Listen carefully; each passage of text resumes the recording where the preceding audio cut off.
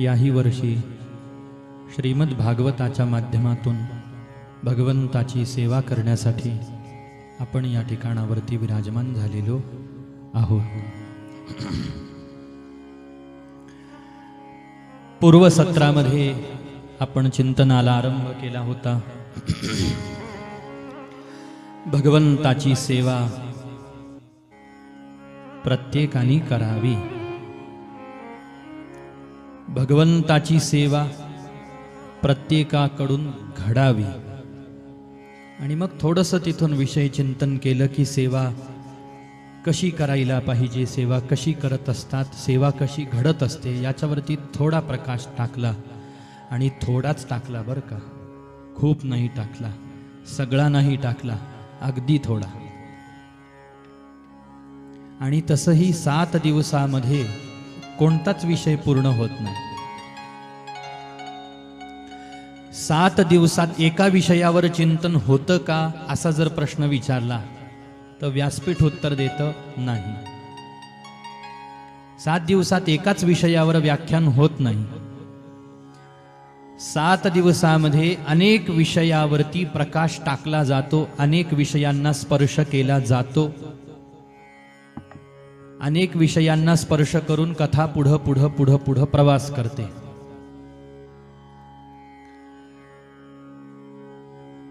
फक्त तुम्हाला मला भागवत श्रवण करणारे जे भक्त आहेत ना, त्या तुम्हाला मला भागवत कथा कोणत्या विषयावरती प्रकाश टाकते आहे ते समजून घ्यावं लागत असतं। आणि ज्या वेळेला आपण निवांत असतो, ज्या वेळेला आपण कथा श्रवण करत नाही, त्यावेळेला आपण भागवतानी ज्या ज्या विषयांवरती प्रकाश टाकला, स्वतंत्र पद्धतीनं त्या त्या विषयांचं चिंतन मनन अभ्यास हा साधकाला करायचा असतो। प्रत्येक विषयांना श्रीमद भागवतामध्ये स्पर्श केलेला आहे। कथा प्रवासामध्ये प्रत्येक विषयाला स्पर्श केला जातो। तो विषय पूर्ण रूपाने स्पष्ट करू शकत नाही, वक्ता करता येत नाही। याला कारण वेळेची अडचण असते, वेळेची मर्यादा असते, जागेची मर्यादा असते आणि व्यक्तीची मर्यादा असते।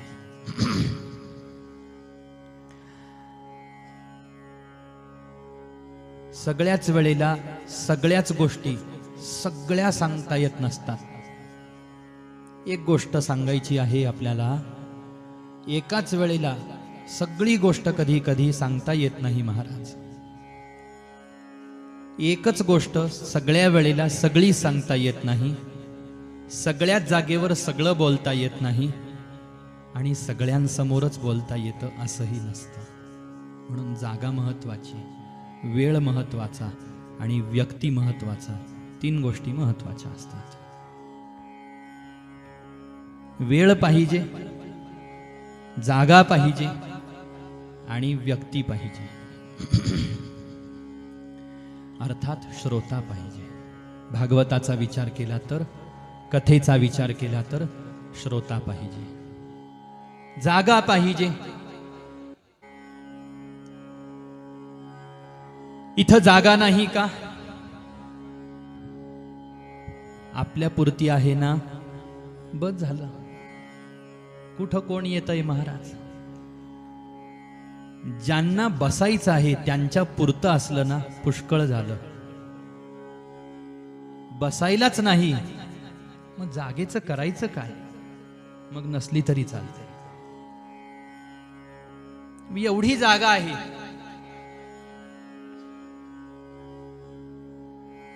ह्या जागेमध्ये बसणारे किती आहेत आणि कोण आहेत? बस जेवढे बसणारे आहेत तेवढे बसू शकतात ना, तेवढ्यांना ती जागा पुरेशी आहे ना। मग जागा किती मोठी आहे आणि किती लहान आहे याचा विचार करायची आवश्यकता राहत नाही। असा एका दृष्टीने जागेचा विचार आणि दुसऱ्या दृष्टीने जागेचा विचार। जागा पाहिजे, याला धर्मशास्त्राच्या दृष्टीने जर का पाहिलं तर पवित्र स्थळ पाहिजे। स्थळ कसं असलं पाहिजे? पवित्र असलं पाहिजे। पवित्र स्थळ कोणतं असतं? मग ठळक वैशिष्ट्य असे सांगितले की तीर्थक्षेत्र हे पवित्र असतात. तीर्थक्षेत्र हे पवित्र असतात. म्हणून ज्या वेळेला आपल्याला सत्संग करायचा असतो, ज्या वेळेला आपल्याला जप तप ध्यान पूजन करायचं असतं, त्यावेळेला ते घरात करण्यापेक्षा माणसांनी थोडं 2 पावलं चालून मंदिरात जाऊन करायचं. मंदिरात गेलेल्याने थोडं अजून प्रयत्न करायचे, तीर्थक्षेत्रांवरती जाऊन करायचे. तीर्थक्षेत्रांवरती जाऊन करणाऱ्याने थोडे अजून कष्ट कमी करायचे म्हणा का वाढवायचे म्हणा, आपल्या सद्गुरूंसमोर यायचं आणि ते साधन सेवा करायची. पुण्यामध्ये बदल होतो, अर्थात पुण्याचा जो प्रभाव आहे तो वाढतो. मुख्य विषय तो नाही चालला आपला, स्थळाचा विषय मुख्य चाललेला आहे. घरात बसून जे आपण सत्कर्म करू त्याचं पुण्य, तीच सत्क्रिया मंदिरामध्ये गेल्यानंतर त्यातून होणारं पुण्य, तीच सत्क्रिया तीर्थक्षेत्रांवरती जाऊन केल्यानंतर होणारं पुण्य, आणि तीच सत्क्रिया तेच सत्कर्म तीच कथा तेच जप तेच पूजन आपल्या सद्गुरूंसमोर बसून करणं कोटीपटीनं पुण्य जास्त आहे. पण पहिल्या पायरीवरती सांगितलं निदान घरात तरी करा. घरात एखाद्याने करायला सुरुवात केली, सत्कर्म करायला लागला, सेवा करायला लागला, घरात करता करता मग त्यांनी मंदिरात निवडावं, मंदिरामध्ये जाऊन करावं. घरात करण्यापेक्षा पुण्य अधिक होतं. मंदिरामध्ये मंदिराच्या तुलनेमध्ये पुण्य अधिक होतं तीर्थक्षेत्रांवरती, आणि तीर्थक्षेत्रांवरती करण्याच्या तुलनेमध्ये अधिक पुण्य लाभ प्राप्त होतो आपल्या सद्गुरूंच्या समोर बसून जर का आपण ते साधन केलं तर. म्हणून स्थळाला महत्व आहे. स्थळ पवित्र पाहिजे, शुद्ध पाहिजे. पवित्र स्थळ, शुद्ध स्थळ हे तीर्थक्षेत्र मानले जातात. म्हणून पूर्वापार परंपरा अशी आहे की तीर्थक्षेत्रांवरती जाऊनच सगळी साधना करायची असते. ज्या ज्या वेळेला जुन्या काळात पूर्व काळात एखाद्याला भक्ती साधना करायची इच्छा झाली, त्या त्या वेळेला ते सगळेजण घर सोडून गंगेच्या किनारी गेलेले आपल्याला पुराणांमध्ये वर्णन प्राप्त होतं. गंगेच्या, गोदावरीच्या, नर्मदेच्या, कावेरीच्या, कृष्णेच्या, भीमेच्या, चंद्रभागेच्या तटावरती, अशा या नद्यांच्या, पवित्र नद्यांच्या तटावरती, पवित्र तटावरती जाऊन भक्ती साधना त्यांनी केल्याचं उदाहरण आहे. आता अलीकडे माणसं म्हणतात अहो घरातही करता येतं, मग बाहेर जायची गरज काय आहे? ज्याला घर सुटत नाही त्याला घर सोडायची गरज आहे, आणि ज्याचं घर मनातून सुटलंय त्याला घर सोडायची गरज नाही. ज्याच्या मनात घराची आसक्ती आहे महाराज, ज्याला घराच्या आसक्तीपोटी घराच्या बाहेर पाऊल टाकलं जात नाही, त्यानं म्हणू नये की घरात केलं तरी चालतं, काही पडणार नाही तुझ्या पदरात. शेवटी आसक्त झालेल्यालाच घराच्या बाहेर पडायला सांगितलं, यात्रा करायला सांगितल्या, क्षेत्रावरती जायला सांगितलं, देवदर्शन घ्यायला सांगितलं, तीर्थस्नान करायला सांगितलं, संत साधू दीन दुःखी गोर गरीब याचक अतिथीची सेवा करायला सांगितली. महाराज आहे त्या परिस्थितीमध्ये राहून समाधान मानून भक्तिभावपूर्वक भजन करायला सांगितलं. कुणाला? ज्याला घर सोडायची इच्छा नाही त्याला. घराची आसक्ती ज्याच्या मनात घर करून बसलीये महाराज त्याला सांगितलं. जोपर्यंत हात पाय सिद्ध आहेत महाराज, चालायला पाय जोपर्यंत सिद्ध आहेत, कर्म करायला जोपर्यंत हात सिद्ध आहेत, तोपर्यंत आपण तीर्थक्षेत्रावरती जायला पाहिजे, तीर्थयात्रा करायला पाहिजे. आणि त्या तीर्थक्षेत्रांवरती जाऊन आपल्या जवळचं धन इतर ठिकाणावरती आपण खर्च करतो. पाय इतर अन्य ठिकाणांवरती जाण्यामध्ये खर्च होतातच. पायाची शक्ती, हाताची शक्ती काहीतरी कर्म करण्यामध्ये खर्च होतेच ना. मग त्याच्यापेक्षा हे पाय जव हे सकळ सिद्ध आहे, हात चालावया पाय, तव तू आपुले स्वहित पाहे, तीर्थयात्रे जाय चुकू नको, असं सांगितलं. पहा, जव हे सकळ सिद्ध आहे, हे म्हणजे आपलं शरीर जोपर्यंत सकळ दृष्टीनं सिद्ध आहे. हाताने पायाने चालायचं म्हटलं, किती चालायचं सांगा? चालायला तयार आहे म्हणजे पायात शक्ती आहे. चालायचं पाय दुखतील हो, गुडघे दुखतील हो, कंबर दुखेल हो, असं म्हटलं की हे शरीर सकळ सिद्धावस्थेत नाही. हात दुखतात, थोडी थंडी पडली की दुखायला लागले सांधे हाड. शरीर सिद्ध नाही महाराज.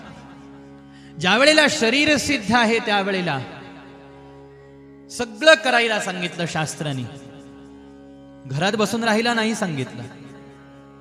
जव हे सकळ सिद्ध आहे, हात चालावया पाय. आणि जेव्हा हे सगळं सिद्ध आहे ना, शरीर चालतं बोलतं फिरतं उठतं बसतं खातं पितंय, त्यावेळेला काय करावं? तव तू आपुले स्वहित पाहे. त्यावेळेला आपल्या स्वहिताचा आपण विचार करायला पाहिजे, आपल्या कल्याणाचा आपण विचार करायला पाहिजे.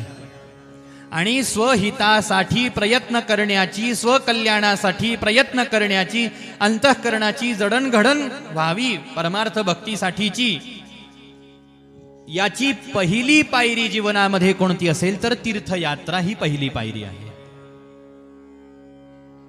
म्हणून साधनाचा क्रम सांगत असताना शास्त्रांनी कसा सांगितला की उत्तमा सहजावस्था, उत्तमा सहजावस्था, मध्यमा ध्यान धारणा, कनिष्ठा मूर्तिपूजाच, तीर्थयात्रा धमाधमा. साधनेच्या शृंखलेमध्ये तीर्थयात्रा हे अधम नाही, अधमात अधम साधन आहे. म्हणजे तीर्थयात्रा करणं अधम साधन आहे, ते करू नये असा त्याचा उलटा अर्थ कोणी घ्यायचा नाही बरं का.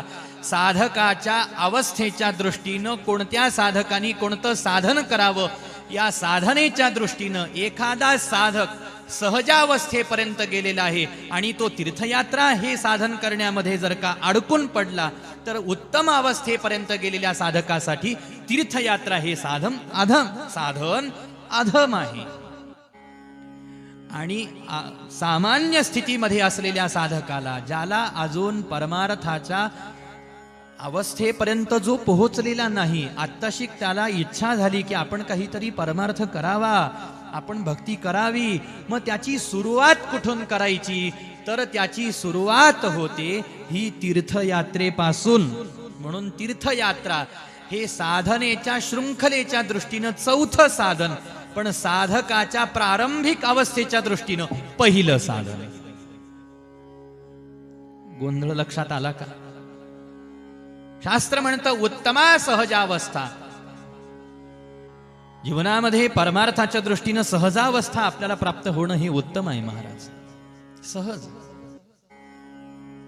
सहज राहता आलं पाहिजे. हे जे सहज राहणं आहे ना, हे आधिभौतिक जगामध्ये सुद्धा फार उपयोगाचं असतं आणि परमार्थामध्ये तर सगळे प्रयत्न सहजावस्थेसाठीच आहेत. सहजावस्थेसाठीच प्रयत्न आहेत महाराज. अशी सहजावस्था, ज्या सहजावस्थेमध्ये कोणत्याही प्रकारचे प्रयत्न न करता स्वाभाविक भक्तीची कृती चाललेली आहे. स्वाभाविक भक्ती महाराज. आणि स्वाभाविक भक्ती कशी असते? भक्ताला बोलायचं म्हटलं तरी नामच बोलतो,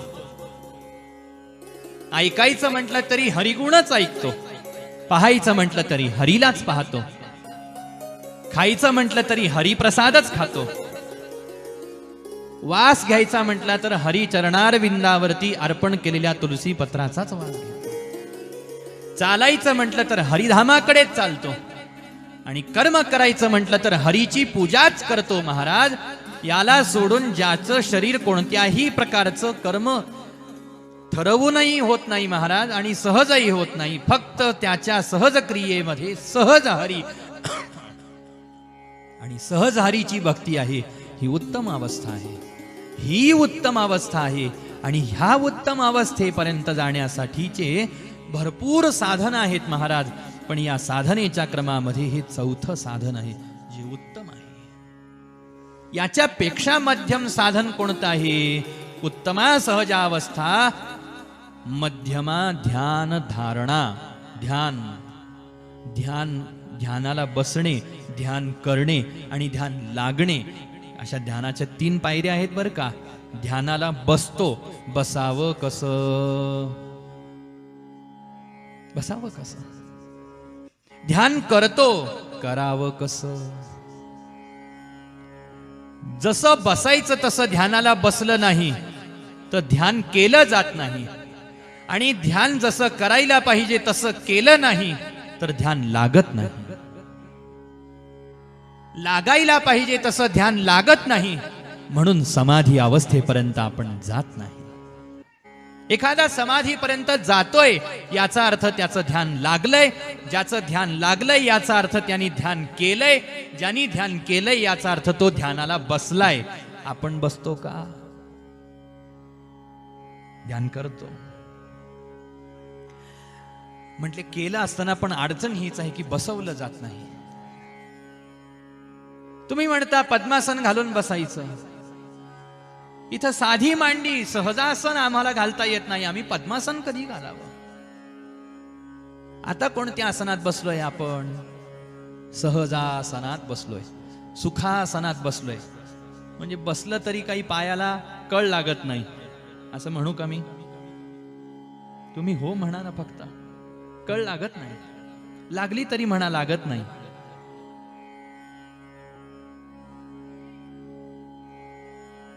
हे झालं सुखासन, हे झालं सहजासन. याच्यात बसणं अवघड झालेल्यांना पद्मासन घालायला लावायचं, सांगायचं आणि मग ध्यान लावायचं म्हणल्यावर फार अवघड गोष्ट आहे. ध्यान सहजासहजी लागू शकत नाही. आणि मग अशा पद्धतीनं हा जो भाव, पण ज्याचं लागलं महाराज, आता तो उत्तम सहजावस्थेच्या अलीकडच्या पायरीवरती आहे. ज्याचं ध्यान लागत नाही मग त्यांनी काय करावं? मग त्यांनी ध्यानाच्या भानगडीमध्ये जाण्यापेक्षा त्याच्या खालचं साधन करावं. त्यांनी देवाची आनंदपूर्वक पूजा करावी. महाराज, मध्यमा ध्यान धारणा, पण ध्यान धारणा ज्याला जमली नाही ना, मग त्यांनी कनिष्ठा मूर्ती पूजाच, मग त्यांनी मूर्ती पूजेमध्ये आपलं लक्ष लावावं. मग त्यांनी रोज भगवंताच्या सगुण, एखादा सगुण विग्रह तयार करून घ्यावा भगवंताचा. रामरूप आवडतं, राममूर्ती तयार करावी. कृष्णरूप आवडतं, कृष्णमूर्ती तयार करावी, म्हणजे बाजारातून आणावी. शिवरूप आवडतं, शिवरूप आणावं महाराज. श्री विठ्ठल रूप आवडतं, विठ्ठल रूप आणावं. देवाचं आसन मांडावं, आसनाची व्यवस्था करावी. आणि मग आता पूजा कशी करावी? बऱ्याच वेळेला माणसांना प्रश्न पडतो, आम्हाला देवाला आणावं वाटतं, आम्ही देवाला आणलंय, पण आता देवाचं सगळं करायचं कसं, हा प्रश्न आम्हाला पडतो. याचं एका वाक्यात उत्तर आहे, जे जे आपल्याला स्वतःसाठी वाटतं ते ते सगळं देवासाठी करायचं. आपल्याला स्नान लागतं, स्नान करतो आपण, देवाला स्नान घालायचं, पूजा करायची. मग आपल्याला स्नानाला थंड पाणी आपल्या डोक्यावर टाकलं कोणी तर चालेल? मग माझ्या देवाला चालेल का? थंडीचे दिवस आहे ना, मग छानपैकी उष्णोदक करावं आणि त्या उष्णोदकाने देवाला स्नान घालावं. त्या स्नानामध्ये जर गंगा, गोदावरी, नर्मदा, कावेरी, गंगा, गोदावरी, रेवा, पयोष्णी, नर्मदा जलैहि स्नापितोसी मया देव, हे मी तुला स्नान घालतोय या गंगेनं, गोदावरीनं, नर्मदेनी, तू घे माझं स्नान. स्नान घालावं देवाला. पण आपण आंघोळ केल्यानंतर, मग आंघोळ स्नान करताना आपल्याला कसं सगळं अंगाला लावायला लागतं ना, काही काही काही काही काही काही तसं देवाला स्नान घालायचं तर देवाचं सुंदर शुद्धोदक जे आहे भगवंताचं महाराज, त्याच्यामध्ये थोडासा कापूर टाकायचा, थोडंसं अत्तर टाकायचं, तुळशी पत्र टाकायचं, थोडंसं चंदन मिसळवून घ्यायचं. मिक्स करायचं नाही, मिसळवून घ्यायचं. असं सुंदर देवाला स्नान घालायचं. अंग पुसायचं देवाचं, रखरख कपड्यानी नाही, सुकोमल वस्त्राने. देवाचं स्नान झालं, मग देवाला अत्तर लावायचं सुंदर. पण अत्तर वगैरे लावत असताना, चंदन लावत असताना सुद्धा विचार करायचा, थंडीचे दिवस आहे, अत्तर थंड आहे, चंदन थंड आहे. देवाच्या डोक्याला फासून ठेवायचं. मग सर्दी झाली, कफ झाला, मग कसं? मग थंडीच्या दिवसात थोडं चंदन, माझ्यासारखे वेडे लावतात, देवाचा विषय चालला, चंदन लावायचं, कमी लावायचं. असं सगळं देवाला छान वस्त्र घालायचे, फुलं व्हायचे, शृंगार करायचा. आणि बस ज्या देवाला शृंगार केला ती मूर्ती पाहायची महाराज. हे अर्चन आहे भगवंताचं, हे साधन आहे तिसरं. माझं पूजेतही लक्ष लागत नाही. मग आता तू आपुले स्वहित पाहे तीर्थयात्रे जाय चुकू नको. मग आता तू एक काम कर, गाशा गुंडाळ. गाशा हा मराठी भाषेतला जुना शब्द आहे बरं का. तर मी एका ठिकाणी मला असं वाटतं ऐकण्यामध्ये का वाचनामध्ये आहे, त्याचं स्मरण येत नाही. गाशा या शब्दाची व्याख्या पाहिली पण ठीक. तर ते आता जसं आपण सामान बांधतो त्या पद्धतीचा गाशा हा प्रकार होता. बॅग वगैरे भरतो तसं. आवश्यक तेवढं साहित्य सामान आपल्या सोबत घ्यायचं, तीर्थयात्रेला निघायचं महाराज. आणि तीर्थयात्रा कशी करायची म्हटली, एक्झिक्युटिव्ह स्लीपर कोचनी करायची. आणि कशी करायची,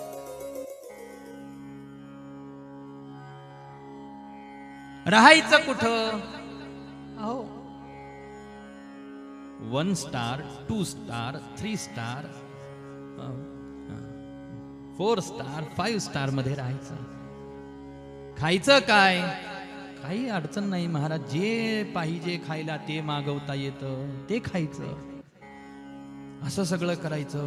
देवाचं दर्शन कसं करायचं? किती गर्दी, पास घ्या ना 200.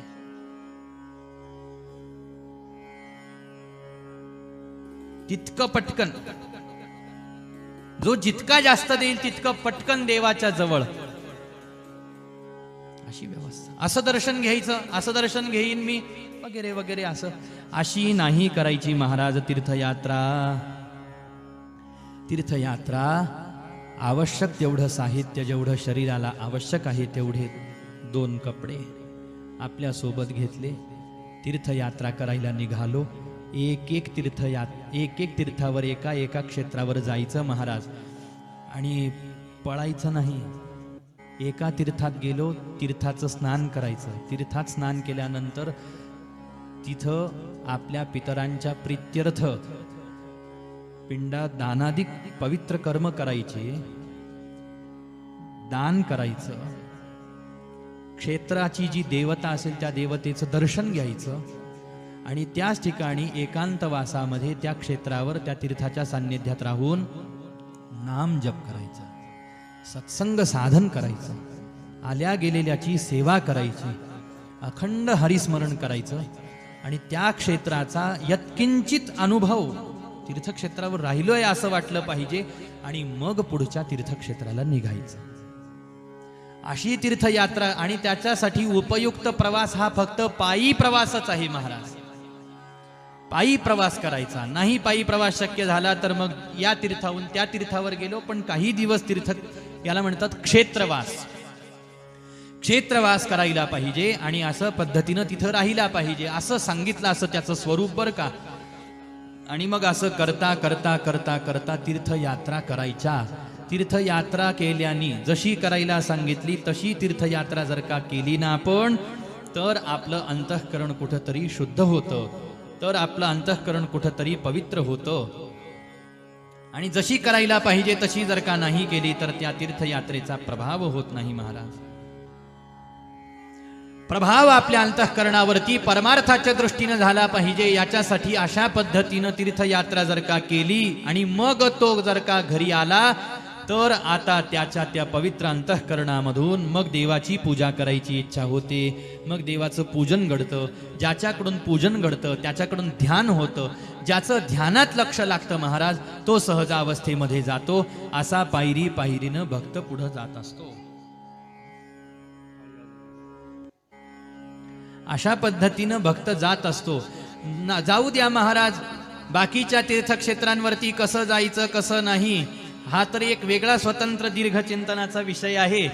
पण संतांचं माहेर घर असलेल्या पंढरपुराकडे कसं जायचं हे सांगताना महाराज म्हणतात, टाळी वाजवावी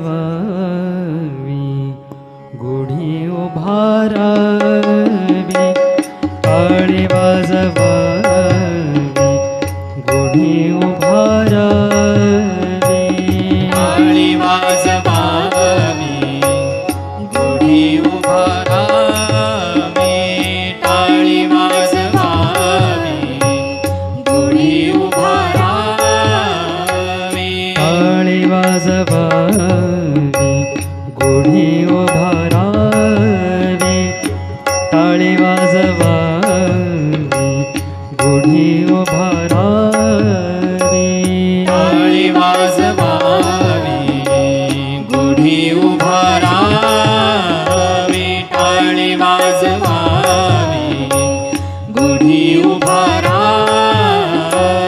वाट हे चालावी पंढरीची पंढरीची वाट हे चालावी पंढरीची पंढरीची टाळी वाजवावी गुढी उभारावी टाळी वाजवावी गुढी उभारावी टाळी वाजवावी गुढी उभारावी वाट हे चालावी पंढरीची पंढरीची वाट हे चालावी पंढरीची पंढरीची टाळी वाजवावी गुढी उभारावी टाळी वाजवावी गुढी उभारावी टाळी वाजवावी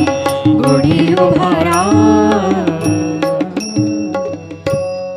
असं तीर्थावरती जावं, असं क्षेत्रावरती जावं. महाराज पिकनिक म्हणून गेलो ना तर पिकनिकच होते, यात्रा म्हणून गेलो तर यात्रा होत असते, नसता यात्रा घडू शकत नाही.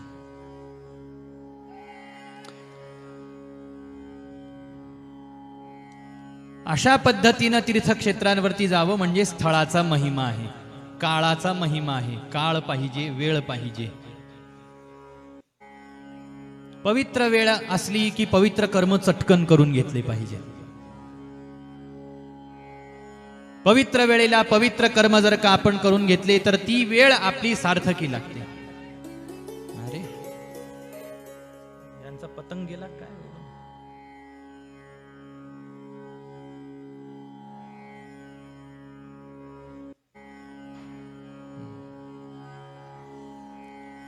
पवित्र वेळ जर का पवित्र वेळेला पवित्र कर्म आपण केलं नाही तर ती वेळ, अहो वेळेला काही महत्व आहे की नाही, मुहूर्ताला काही महत्व आहे की नाही, काळाला काही महत्व आहे की नाही. सनातन वैदिक हिंदू धर्मशास्त्रामध्ये मुहूर्ताला फार महत्व आहे. मुहूर्त शास्त्राचा विचार फार सूक्ष्म आहे. काळ वेळाचा विचार फार सूक्ष्म केलेला आहे आपल्या धर्मशास्त्रामध्ये. आपल्याला जे काही पवित्र मुहूर्त सांगितलेले आहेत हिंदू धर्म पद्धतीनुसार, मुहूर्ताचा जर का विचार केला, किती मुहूर्त आहेत ज्यांना आपण पवित्र मुहूर्त मानतो, अशी किती मुहूर्त आहेत? 3.5 मुहूर्त आहेत.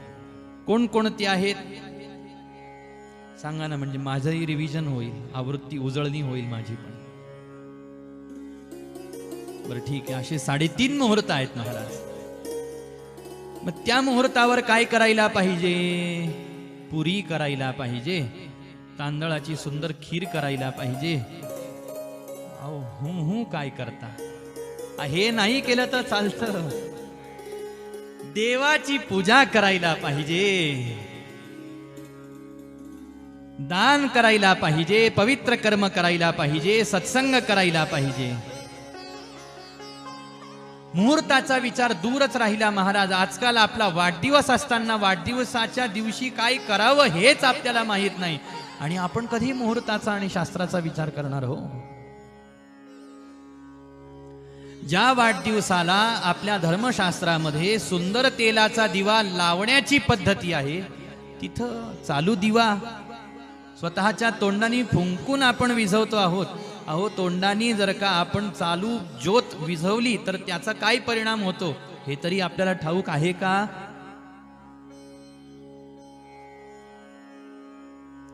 दिवा ओवाळला जातो ओवाळणाऱ्याची आयुष्य वृद्धीची कामना करून.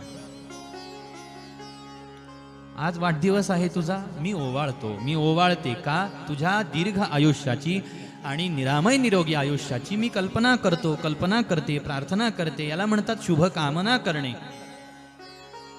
दिवा लावलाय, आणि चालू दिवा जर का विझवला गेला महाराज, ज्यानी तो विझवलेला आहे ना त्याचं आयुष्य खंडित होतं. अकाल मृत्यूला कारण ठरती ती गोष्ट, ती क्रिया. मग दीर्घ आयुष्य जगायचंय का अकाली मरून जायचंय?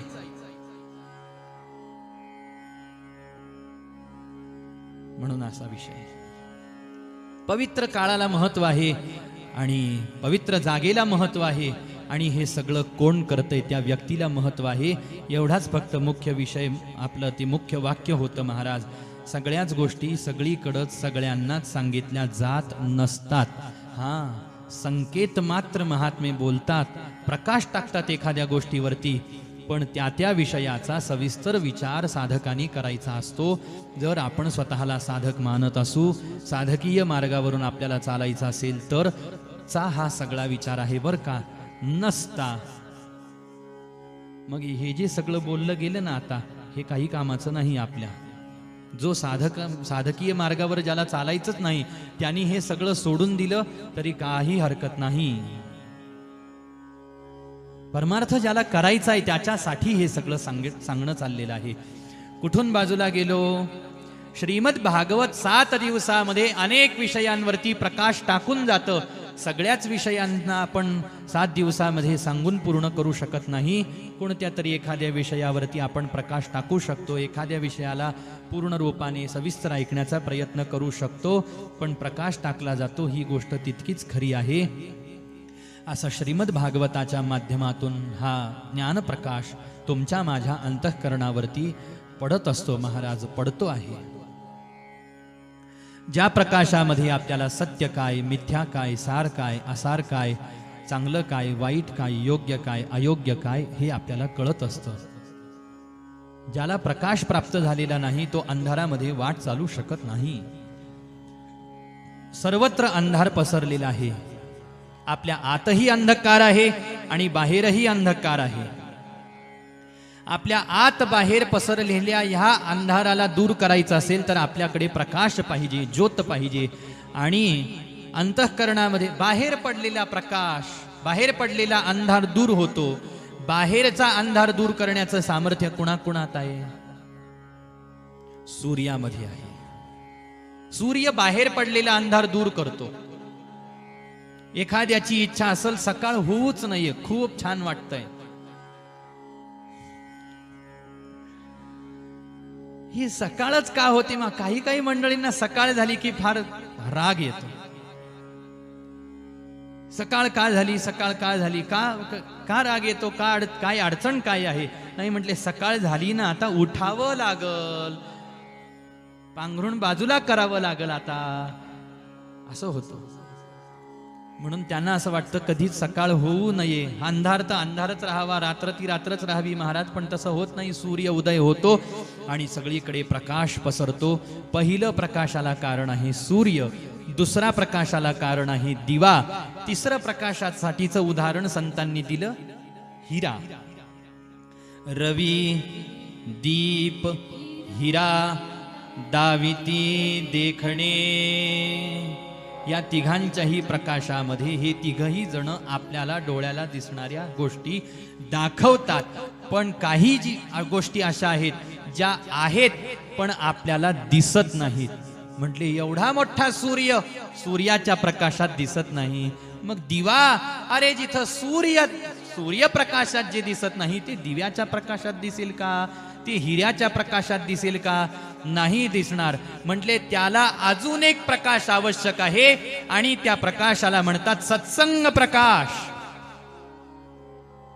त्या सत्संग प्रकाशामध्ये अदृश्य असलेल्या गोष्टीही मनुष्याला दृश्यमान होतात, डोळ्याला दिसायला लागतात.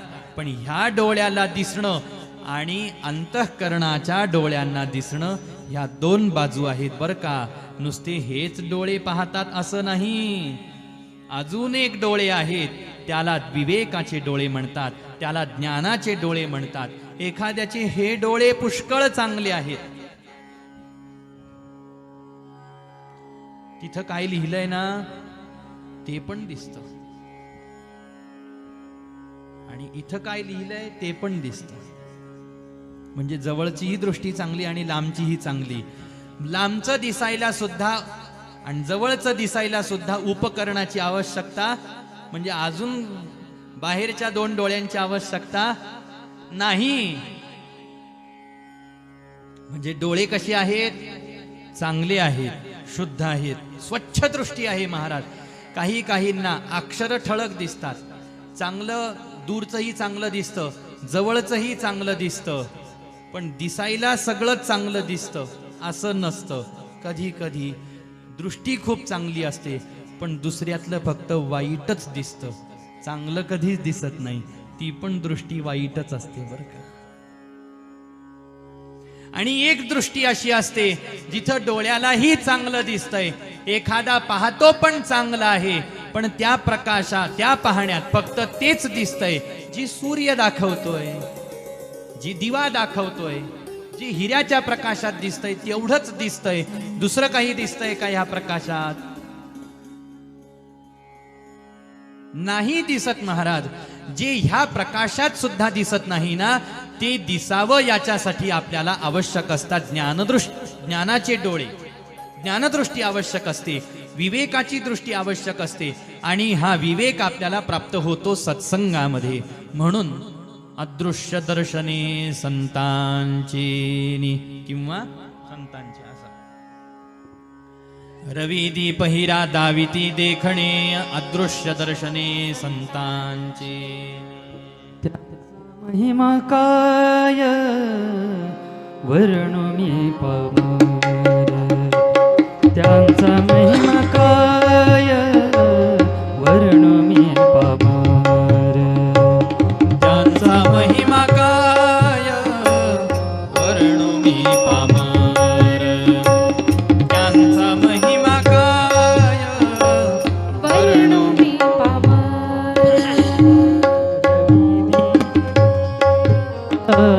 भावित खरे भाविती देखणे.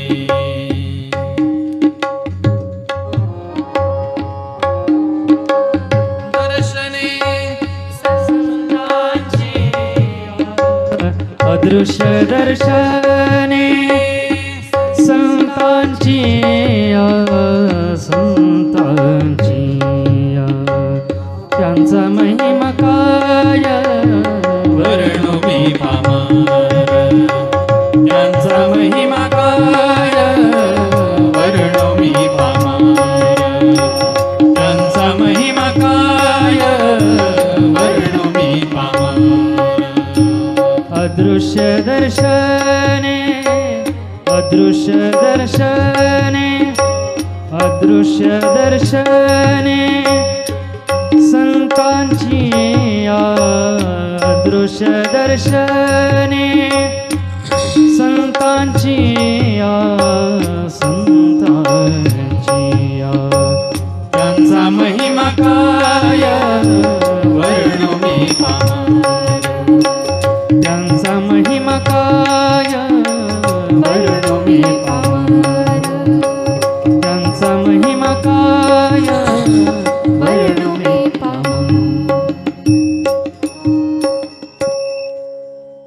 हा ज्ञानाचा अंतःकरणावरती प्रकाश पडणं नितांत आवश्यक असतं महाराज. म्हणून वारंवार सत्संग करायला पाहिजे, पुन्हा पुन्हा सत्संग करायला पाहिजे. पुन्हा पुन्हा वर्षभर सतत सत्संग नाही करता आला तर निदान वर्षातून एक वेळेला तरी सत्संग करायला पाहिजे. लक्षात आलं का? वर्षातून निदान एक वेळेला तरी सत्संग करायला पाहिजे. पण सत्संग करावा कोणता आणि सत्संग करावा कशाचा? कशालाही सत्संग म्हटलं तर चालेल का हो? आणि कोणत्याही पद्धतीला सत्संग म्हटलं तर चालेल का? नाही. आता सत्संग का करावा याचं पहिलं उत्तर पाहू, किंवा आपण पाहिलं. विवेक आपल्याला प्राप्त झाला पाहिजे याच्यासाठी सत्संग करायचा असतो. थोडंसं ज्ञान, थोडासा विवेक आपल्याला, आपल्या अंतःकरणाला, आपल्या बुद्धीला विवेक प्राप्त झाला पाहिजे. याच्यासाठी सत्संगाची कास धरायची असते. नेमकं मी काय करतो आहे, मी काय केलं, मी काय करतो आहे आणि मी काय करायला पाहिजे, या 3 प्रश्नांचं उत्तर सत्संगातून आपल्याला प्राप्त होत असतं. मी काय केलं? 2 गोष्टी केल्या. थोडं पाप केलं, थोडं पुण्य केलं. जो मनुष्य म्हणून जन्माला आला त्यांनी काय केलं हो माग, याचं एका वाक्यात उत्तर आहे. थोडं पाप केलं, थोडं पुण्य केलं. हे थोडं आणि जाऊ द्या, थोडं जास्तचा विषय सोडून द्या, ते डोक्यातून काढून टाका. ज्यांनी पाप केलं, ज्यांनी पुण्य केलं, त्याचं पाप पुण्य ज्या वेळेला समप्रमाणात येतं, त्यावेळेला जन्मा येतो प्राणी. त्यावेळेला तो मनुष्य म्हणून जन्माला येतो. आणि मनुष्य म्हणून जन्माला आल्यानंतर अर्धे भोग पुण्याचे भोगतो आणि अर्धे पापाचे भोगतो.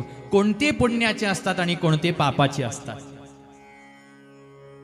जीवनामध्ये जिथं जिथं ज्या ज्या वेळेला दुःख होतं, दुःखाला कारण परिस्थिती, घटना, व्यक्ती, वस्तू, पदार्थ ठरतात, त्यावेळेला त्या दुःखाला कारण ही व्यक्ती म्हणून माझ्या जीवनात दुःख आलं असं शहाण्याने कधी म्हणू नये.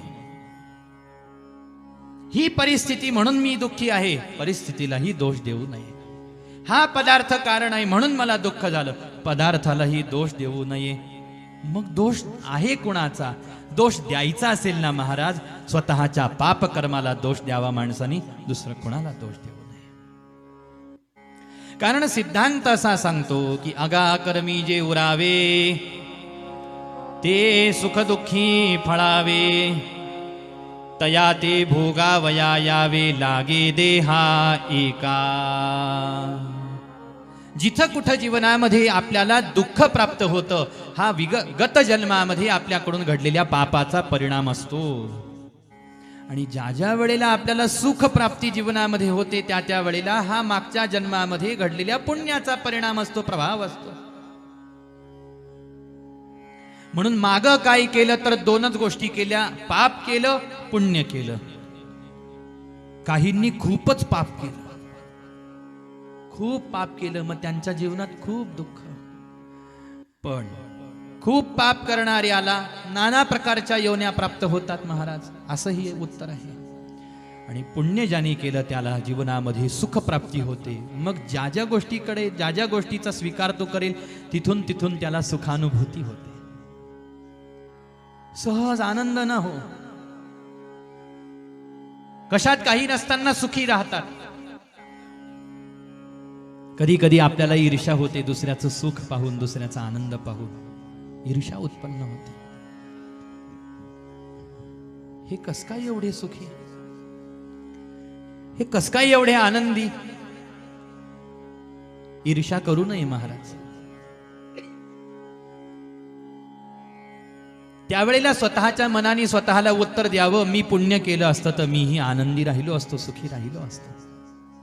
मला पुढं सुखात आनंदात राहायचं आहे, मग आज पुण्य कर,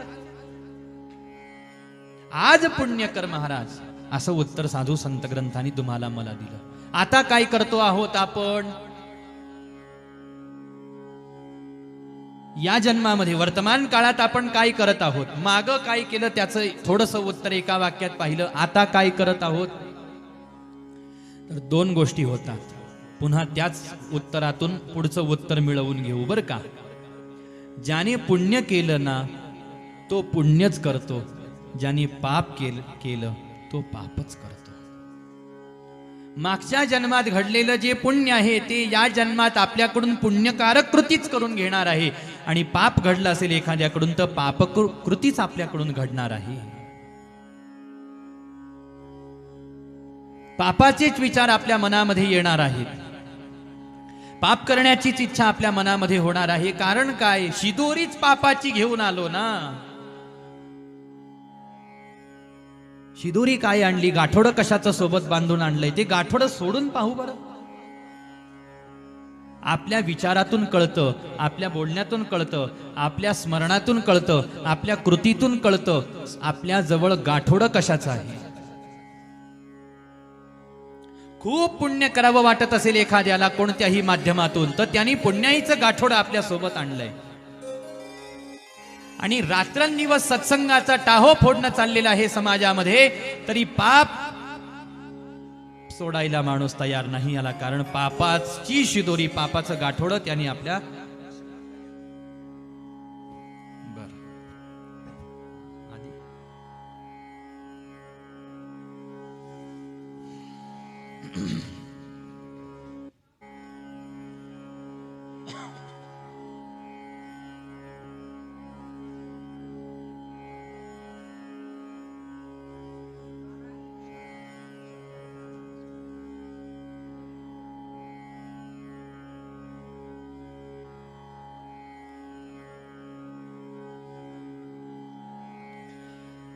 सद्गुरुनाथ महाराज की जय.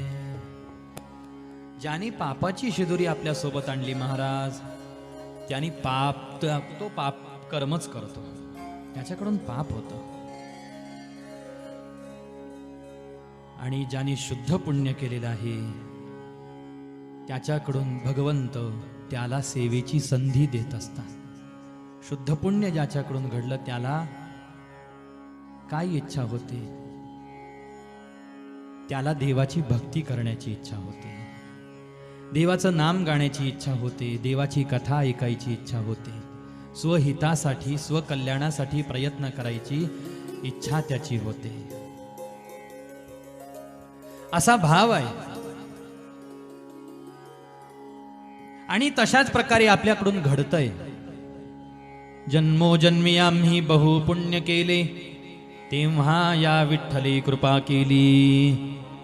आज आम्ही भजन करण्यासाठी बसलो, आपण नाम गातो आहोत, आपण कथा श्रवण करत आहोत. कारण काय? पुण्य घडलं आपल्याकडून, आपल्या पूर्वजांकडून पुण्यकर्म घडलेलं आहे. आणि त्या पुण्याचा हा प्रभाव आहे, त्या पुण्याचा हा परिणाम आहे की आज आपल्याला भजन करायची इच्छा होती आहे, नामस्मरण करायची इच्छा होती आहे, कथा ऐकायची इच्छा होती आहे.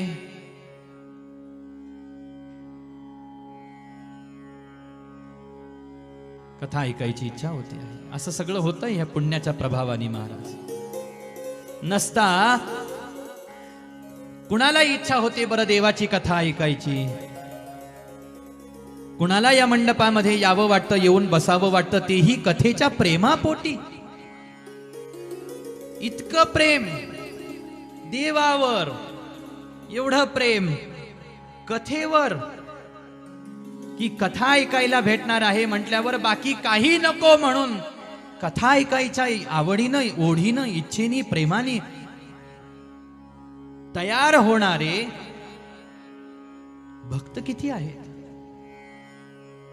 कथेच्या आवडीपोटी, कथा श्रवणाच्या प्रेमापोटी सगळं उद्योग कामधंदा सोडून, गृहकर्म सोडून, थोडं बाजूला ठेवून कथेच्या मंडपामध्ये यायला कोण तयार आहे?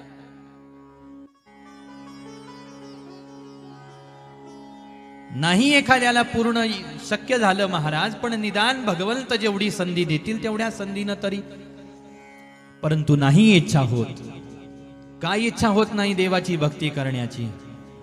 याचं उत्तर दिलं, नाही जासी भक्ती तो पतित, अभक्त हरिसी न भजत दैवहत.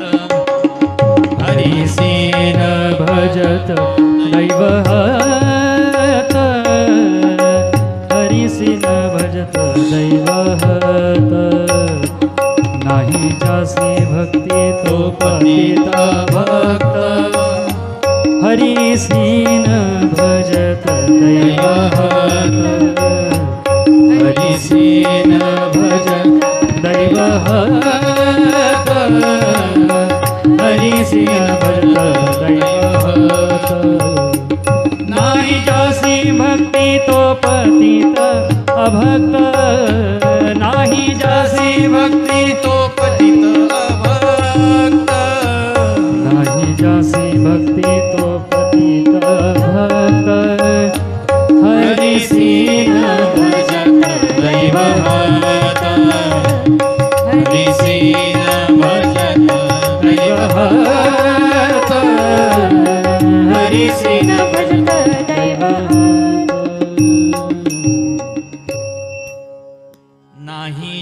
भक्ती, ज्याच्या अंतःकरणामध्ये देवाविषयी भक्ती नाही तो कसा आहे? पहिलं उत्तर दिलं तो पतित, आणि दुसरं उत्तर दिलं अभक्त. जो हरीसी न भजत, आणि मग तिसरं उत्तर दिलं दैवहत, अभागी. करंट्या कपाळाचा, ज्याच्या जीवनामध्ये हरिभक्ती नाही, भगवन नाम संकीर्तन करायची इच्छा होत नाही, आणि भगवत कथा आपल्या कानाने ऐकायची ज्याला तिळमात्र ही इच्छा होत नाही, आणि मी गात नाही, मी ऐकत नाही याचा पश्चात्तापही नाही, शिरजोर. त्यातला एक वर्ग असा महाराज ज्यांना करावं खूप वाटतं पण घडत नाही. व्याप पाठीमाग, आणि जिथं कुठं ज्या कोणत्या व्यापामध्ये भक्त असतो पण चित्त सगळं भगवत भजनाकडे. कथा सुरू झालीये, मला तिथं मंडपात जाऊन ऐकायची इच्छा आहे पण मला जाता येत नाही ना. जाता येत नाही म्हटलं की चित्त तळमळ करतं महाराज, चित्त व्याकुळ होतं, चित्त द्रवीभूत होतं. ही व्याकुळता महत्वाची आहे, ही तळमळ महत्वाची आहे. भक्तिशास्त्र, अध्यात्मशास्त्र देवात आणि आपल्या शरीरात अंतर किती आहे ते अंतर पाहत नाही. शारीरिक अंतर किती असलं तरी चालतं महाराज, मनाने आपण जवळ असलो पाहिजे. गोपाल कृष्ण जय. मनाने जवळीक असली पाहिजे, हृदयाने जवळीक. शारीरिक जवळीक आणि शारीरिक अंतर नाही, त्याच्याने भावात फरक नाही पडला पाहिजे, स्मरणात फरक नाही पडला पाहिजे. इतकं तीव्र स्मरण महाराज भक्तांनी केलं. देव कुठं तर भक्त कुठं, देव एका टोकाला तर भक्त एका टोकाला. पण भक्तांनी स्मरणच असं केलं भगवंताचं, जिथं देव आहे ना तिथं देवाचं हृदय धडधड करायला लागलं. देवाचंही चित्त तळमळ करायला लागलं, अंतःकरण व्यथित झालं भगवंताचं. ज्यावेळेला आई साहेबांना कळालं, रुक्मिणी आई साहेबांना, आज पांडुरंग परमात्मा थोडे अस्वस्थ आहेत, पांडुरंग परमात्म्याचं चित्त अंतःकरण थोडं अस्वस्थ आहे. का अस्वस्थ आहे? भगवंत एकच कारण सांगतात की कोणीतरी एक माझा प्रेमी भक्त माझी तीव्र आठवण काढतो आहे. आणि हे स्मरणाचा प्रभाव असा आहे महाराज, ज्या वेळेला आपण भगवंताचं तीव्र स्मरण करू त्यावेळेला भगवंतापर्यंत ते स्मरण जाऊन पोहोचतं नाही असं नाही. म्हणून दुसरा वर्ग असा आहे ज्यांना कथा श्रवण करावी वाटते पण कथेमध्ये येता येत नाही. व्याप असतो पाठीमागं, पण तेही पुण्यवान आहेत, पण त्यांना कुठंतरी मनामध्ये खंत असते. ही खंत महत्वाची. होणं न होणं फार दूरचा विषय आहे महाराज, परंतु मनामध्ये खंत जरी आपल्या वाटायला लागली ना कधी काळी, की मी इतकं ऐकतो, मी इतकं वाचतो, माझ्याकडून होतं किती, या गोष्टीवर कधीतरी भक्तांनी, साधकांनी, भाविकांनी विचार केला पाहिजे बरं का. माझ्याकडून जितकं मी ऐकतो आणि जितकं मी सांगतो, जितकं मी वाचतो, तितकं माझ्याकडून घडतंय का? का ऐकणं खूप चाललंय, प्रवचन खूप ऐकतोय मी, सत्संग खूप ऐकतोय, कथा कीर्तन खूप ऐकतोय, आणि ऐकतातच आहेत महाराज माणसं, खूप ऐकत आहेत माणसं, ऐकत आहेत ना, ऐकण्याची इच्छा आहे ना, म्हणून समाजामध्ये सत्संग सोहळे, प्रवचन, कथा कीर्तन चाललेले आहेत. काही वेळेला ऐकायचं नसलं तरी निदान हे प्रवचन आहे, ही कथा आहे, हे कीर्तन आहे, हे ऐकायला पाहिजे म्हणूनही ऐकणं चाललंय. पण चाललंय ना, ऐकणं चाललंय समाजामध्ये, ते महत्वाचं आहे. पण एखाद्या वेळेला कितीही प्रवचन आपण सांगा आणि कितीही प्रवचन आपण ऐकलं तरी सुद्धा आपल्या कृतीमध्ये ते जर का येत नसेल, मग तिथं थोडंसं थांबून विचार करायची आपल्याला आवश्यकता आहे. मग विचार करणं नितांत अपेक्षित आहे, आवश्यक आहे आपल्याला. खंत मनामध्ये, ही खंत समर्थांनी व्यक्त केली. भजन रहित रामा सर्व ही जन्म गेला, स्वजन जन धनाचा व्यर्थ म्या स्वार्थ केला. म्हणून माझी प्रार्थना आहे, हे रघुपती, रघुपती मती माझी आपुलीसी करावी, सकळ त्यजुनी भावे कास तुझी धरा.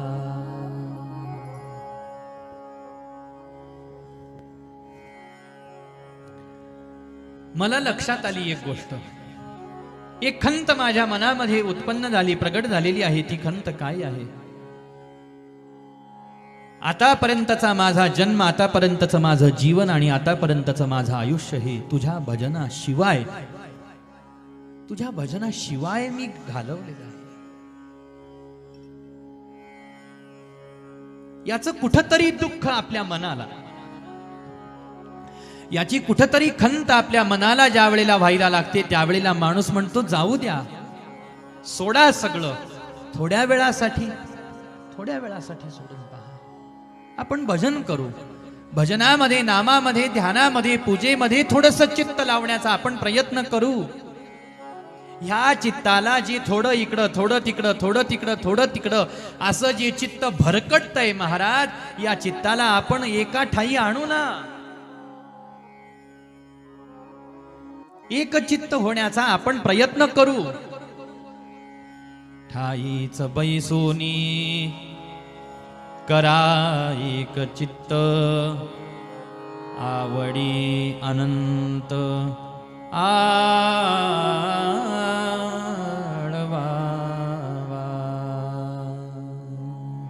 ह्या चित्ताला थोडस एका जागेवरती आणून स्थिर करायचं आहे आणि त्या अनंताला आळवायचं आहे महाराज. त्याला गायचं, त्याचं स्मरण करायचं आहे. कसं करायचं? आवडी अनंत आळवावा. पण माझा असा हा जन्म, भजन रहित रामा सर्वही जन्म गेला. मग केलं काय आतापर्यंतच्या आयुष्यामध्ये? स्वजन धन जनाचा व्यर्थ म्या स्वार्थ केला. बस जमा करत राहिलो, जमा करत राहिलो. येऊ देत, येऊ देत, येऊ देत. यायचं म्हटलं की सगळे दार उघडे, जायचं म्हटलं, द्यायचं म्हटलं की दार बंद. येतय येऊ दे, जातय नको नको. मग देह आपला मृत्यूच्या शय्येवर पडला तरी माणसांकडून सुटलं नाही महाराज. आणि काहींना जीवनामध्ये समोर आलं, ठोकर मारून दिली. ही फक्त भजनप्रेमी महात्म्यांच्या जीवनामध्ये आपल्याला दिसतं. हे सामान्य माणसाच्या जीवनामध्ये घडणाऱ्या घटना नाहीत. ह्या स्वजन जनधनाचा व्यर्थ म्या स्वार्थ केला, हे सगळं आजपर्यंत झालं. पण हे रघुपती, हे रघुराया, माझी एक प्रार्थना तुम्हाला आहे. माझ्याकडून तर काही होत नाही ना, मग तुम्हीच ही माझी मती, माझी बुद्धी तुमची करून घ्या. हिला माझं ठेवू नका, हिला या जगाचं ठेवू नका, ह्या प्रपंच संसाराचं, ह्या मायेचं, ह्या माझ्या मतीला, बुद्धीला तुम्ही ठेवू नका. ही बुद्धी तुमची दासी करून घ्या. या बुद्धीला, या माझ्या मतीला तुम्ही आपलंसं करून घ्या. रघुपती मती माझी आपुलीसी करा.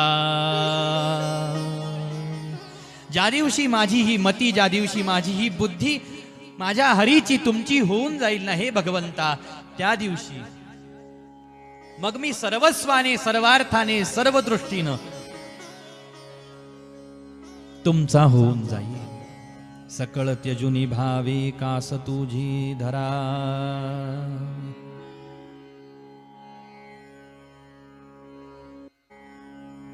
अशी ही तुमची माझी बुद्धी, अशी ही तुमची माझी मती, किंवा अशी ही तुमची माझी अज्ञान अविवेकाची अवस्था आहे.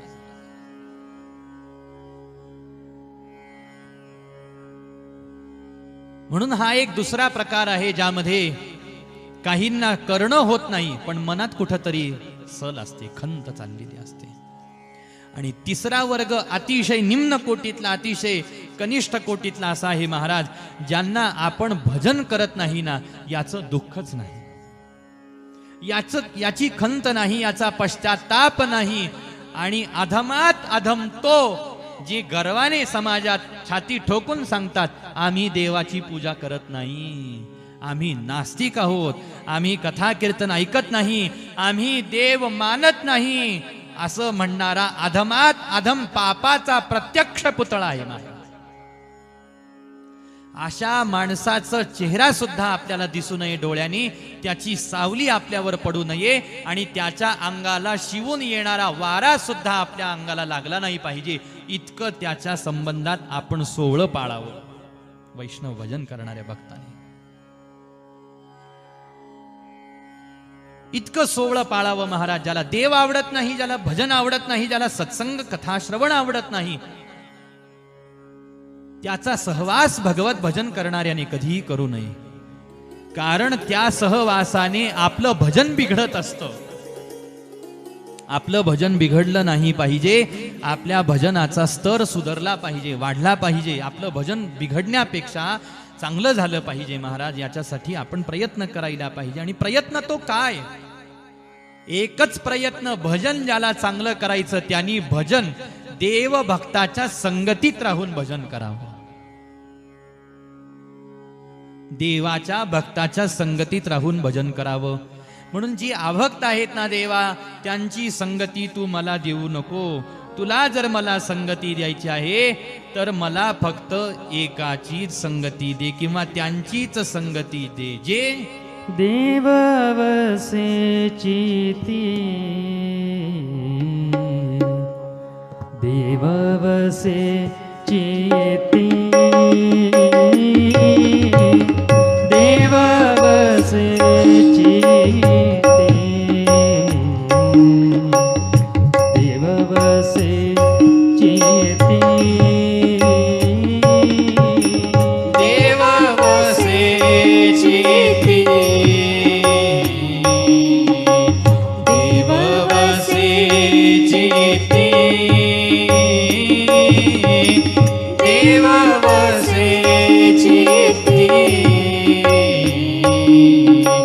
देव वसे चिती, देव वसे चिती,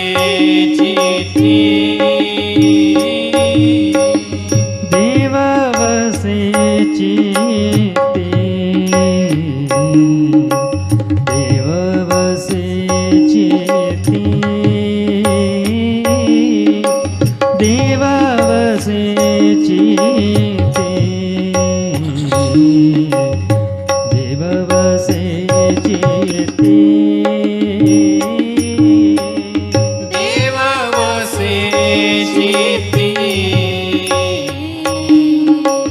देव वसे चिती, देव वसे चिती, देव वसे चिती, त्याची घडावी संगती, त्याची घडावी संगती, ऐसे आवडते मना, ऐसे आवडते मना, ऐसे आवडते मना, ऐसे आवडते मना, देवा पुरवावी वासना, देवा पुरवावी वासना, ऐसे आवडते मना, ऐसे आवडते मना, ऐसे आवडते मना, ऐसे आवडते मना.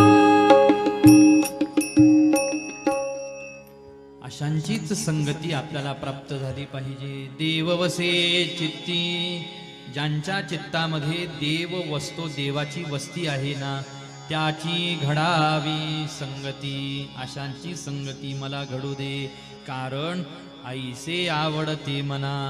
आणि हीच माझी वासना आहे, ती तू काय कर, देवा पुरवावी वासना, ती तू पूर्ण कर. असा सरळ भाव आहे महाराज. आणि मग भजन होतं आपल्याकडं. पहिला प्रश्न काय केलं, दुसरा प्रश्न काय करत आहोत, तिसरा प्रश्न काय करायचं आहे. 84 लक्ष योनीच्या फेऱ्यातून आपल्याला मुक्त व्हायचं आहे, उद्धार करायचा आहे, कल्याण करून घ्यायचं आहे स्वतःचं, भक्त व्हायचं आहे देवाचं, भक्ती करायची आहे देवाची. हे सगळे उत्तर आहेत महाराज. हे सगळं कधी होईल? ज्या वेळेला अज्ञानाचा प्रकाश जाऊन, अज्ञानाचा अंधकार जाऊन विवेकाचा प्रकाश ज्या वेळेला आपल्याला प्राप्त होईल किंवा प्रकाश प्राप्त होईल, त्यावेळेला अंधार जाईल. हा विवेक कसा प्राप्त होतो तर सत्संगाने प्राप्त होतो. पण सत्संग कोणता असावा, सत्संग कसा असावा, त्या सत्संगात कशासाठी करावा, त्याचं पहिलं उत्तर फक्त पाहत होतो आपण. सत्संग का करावा महाराज? तसं पाहायला गेलं तर या प्रश्नाची अनेक उत्तर आहेत, अनेक उत्तर आहेत. अज्ञान जाऊन विवेकाचा प्रकाश आपल्याला प्राप्त व्हावा, हेही एक उत्तर आहे. त्याच्यासाठी आपल्याला सत्संग करायचा आहे. म्हणून पहिल्यांदाच आपण ऐकलं, ह्या प्रकाशामध्ये सत्य काय, मिथ्या काय, सार काय, असार काय, ज्ञान काय, चांगलं काय, वाईट काय, योग्य काय, अयोग्य काय, हे आपल्याला कळतं, हे आपल्याला दिसतं.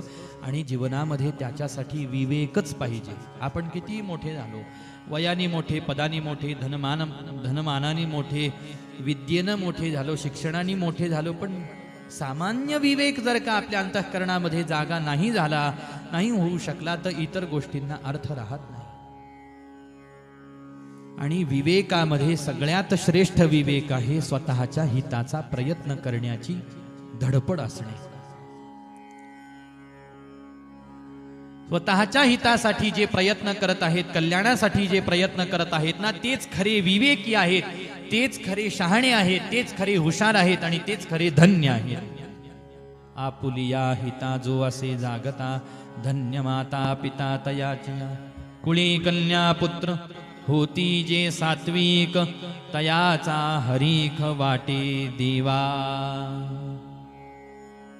पण असा विवेक प्राप्त करून घेण्यासाठी, असा विवेक प्राप्त करून घेण्यासाठी, अशी भक्ती घडून येण्यासाठी जीवनामध्ये असं भजन त्यांच्याकडून घडावं, याच्यासाठी ते कोणत्या माध्यमातून सत्संग करत आहेत, कोणत्या साधनाचा स्वीकार करून सत्संग करत आहेत, त्यावेळेला अशा परम भक्तांनी, अशा परम वैष्णवांनी, अशा परम सात्विकांनी आपल्या कल्याणासाठी सत्संगाचं जे साधन निवडलं, ते साधन म्हणजे श्रीमद भागवत आहे. गोपाल कृष्ण भगवान की जय. असे सात्विक रात्रंदिवस काय श्रवण करतात? गीता भागवत करीती श्रवण. गीता भागवत करीती श्रवण. गीता भागवत करीती श्रवण. गीता भागवत करीती श्रवण.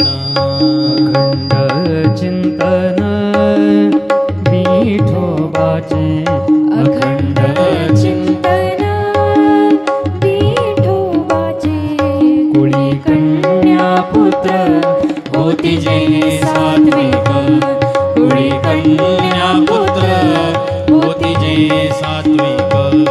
कुळी कन्या पुत्र होती जे सात्विक. गीता भागवत करीती श्रवण. अखंड चिंतन विठोबाचे. सात्विकाला कोणतं साधन आवडलं, सात्विकांना कोणतं साधन आवडतं, सात्विकांच्या आवडीचा ग्रंथ कोणता, याच्यात पहिलं नाव आलं गीता. हा सात्विकांना आवडणारा, सात्विकांना, संताला, साधूच्या हृदयाला प्रिय झालेला पहिला ग्रंथ आहे गीता, श्रीमद भगवत गीता. अंतर समजून घ्या बरं का. श्रीमद भागवत वेगळं, श्रीमद भगवत गीता वेगळी.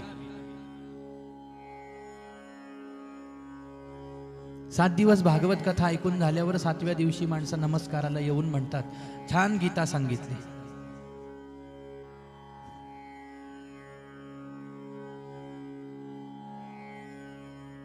आता म्हणत नाही मी, हे म्हणजे असं झालं कोणासमोर वाचली गीता,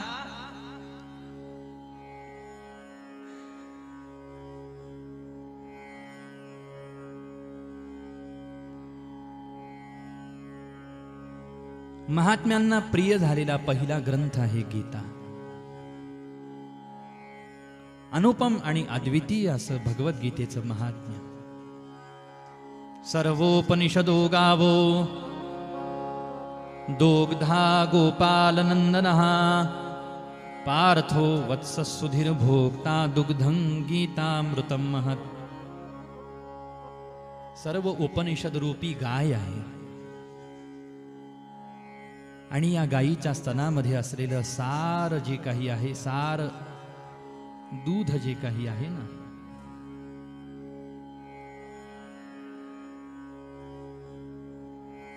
अनंत कृपा करून परमात्मा श्री हरी श्री कृष्ण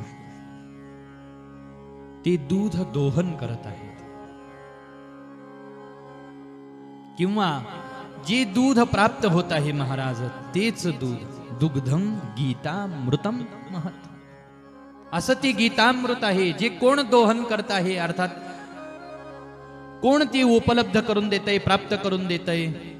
दोग्धा गोपालनंदनः,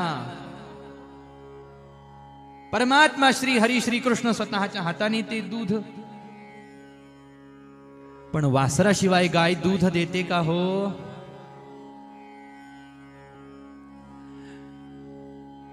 आपण म्हणू आम्ही बळजबरी काढू, देणार नाही.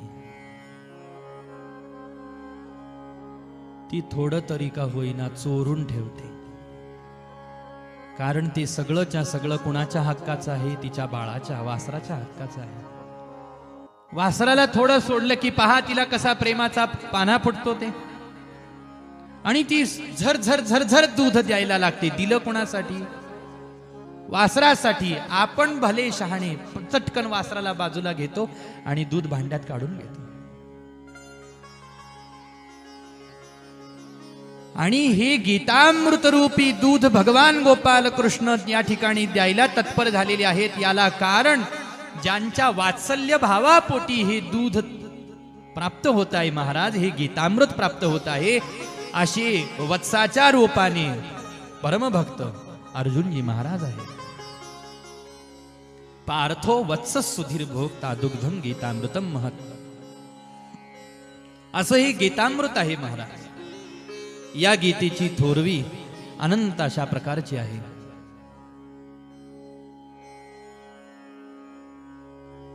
साक्षात भगवान श्री महादेव पार्वती आई साहेबांच्या मुखमंडलाकडे पाहून म्हणतात, हे देवी, तुझं जसं स्वरूप आहे ना, जे जेव्हा पाहावं तेव्हा नित्य नूतन दिसत आहे, त्याच पद्धतीनं तैसे नित्य नूतन देखिजे गीता तत्व. तसं हे गीता तत्व आहे महाराज. भगवती भवानी जगदंबेच्या स्वरूपासारखं नित्य नवं आहे, नित्य नूतन आहे. ज्याचं प्राशन करून अर्जुनजी महाराज तृप्त झाले, धन्य झाले, त्यांच्या जीवनाचं सार्थक झालं आणि त्यांच्या निमित्ताने तुम्हाला मला हे गीतामृत या ठिकाणावरती प्राप्त झालं. गीता गीता गीता वाचे जे म्हणती, नाही पुनरावृत्ती, नाही पुनरावृत्ती तया नरा, नाही पुनरावृत्ती तया नरा, तया नरा.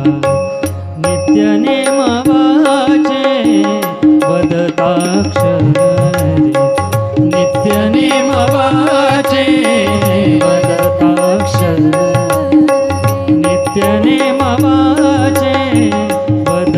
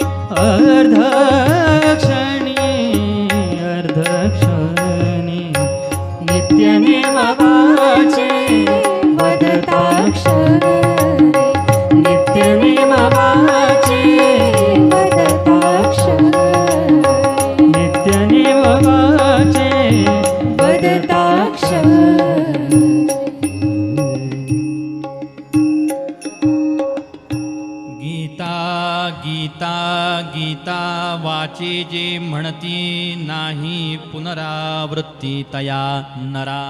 पहा गीतेचं महात्म्य वर्णन करत आहेत. असा जो नुसता म्हणतो तरी सुद्धा त्याला पुनरावृत्ती नाही म्हणतात.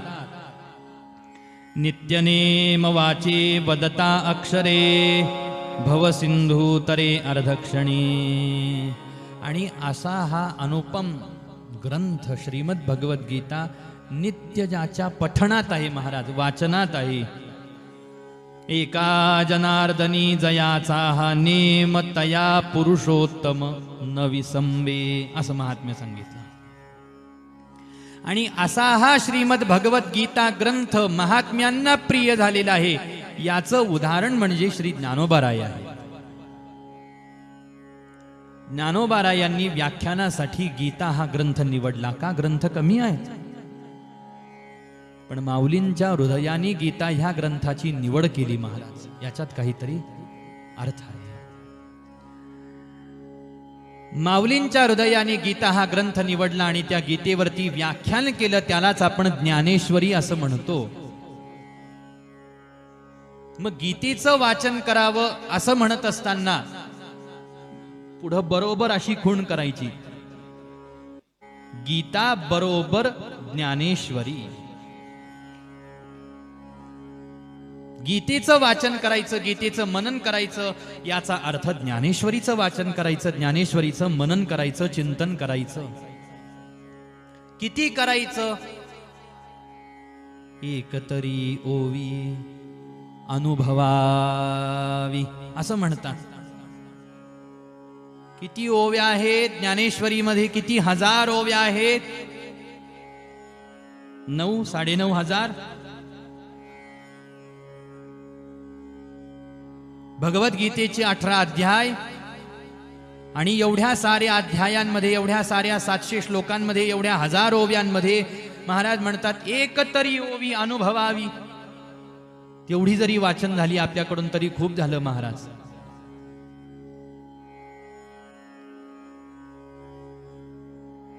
म्हणून ज्ञानेश्वरी आणि गीता अर्थात ज्ञानेश्वरी हा सात्विकांना महात्म्यांना प्रिय झालेला पहिला ग्रंथ.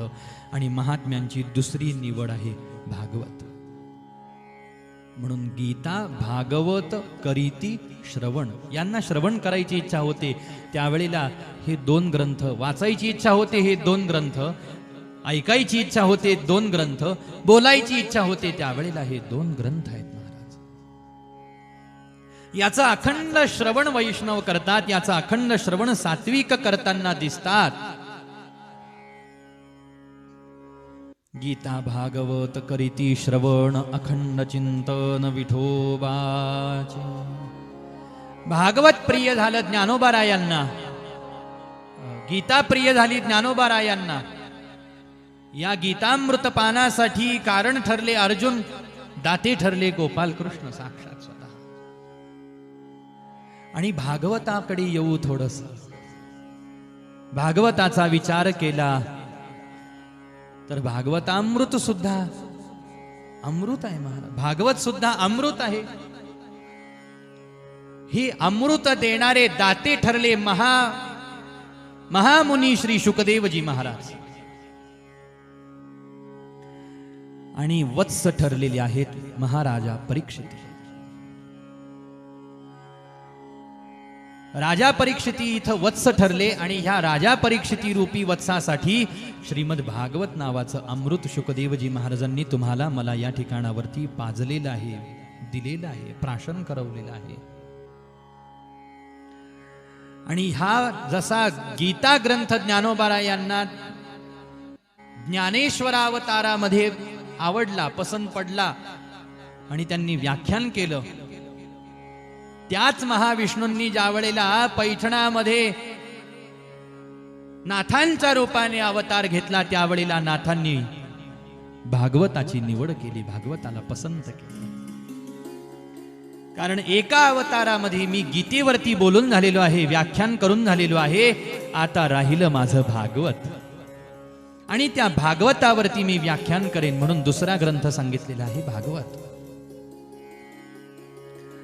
अशा ह्या भागवत श्रवणाची इच्छा. म्हणून सत्संगामध्ये कोणता सत्संग करावा तर त्याचं अजून या ठिकाणावरचं महत्वाचं आजचं उत्तर असं आहे की हा सत्संग भागवताच्या माध्यमातून करावा. सत्संगच करायचा आहे ना, भागवताच्या माध्यमातून करावा. इतर अन्य ग्रंथ या जगामध्ये सत्संग करायला पुष्कळ आहेत. करू नये, वाचू नये, ऐकू नये असं काहीच म्हणणं नाही महाराज.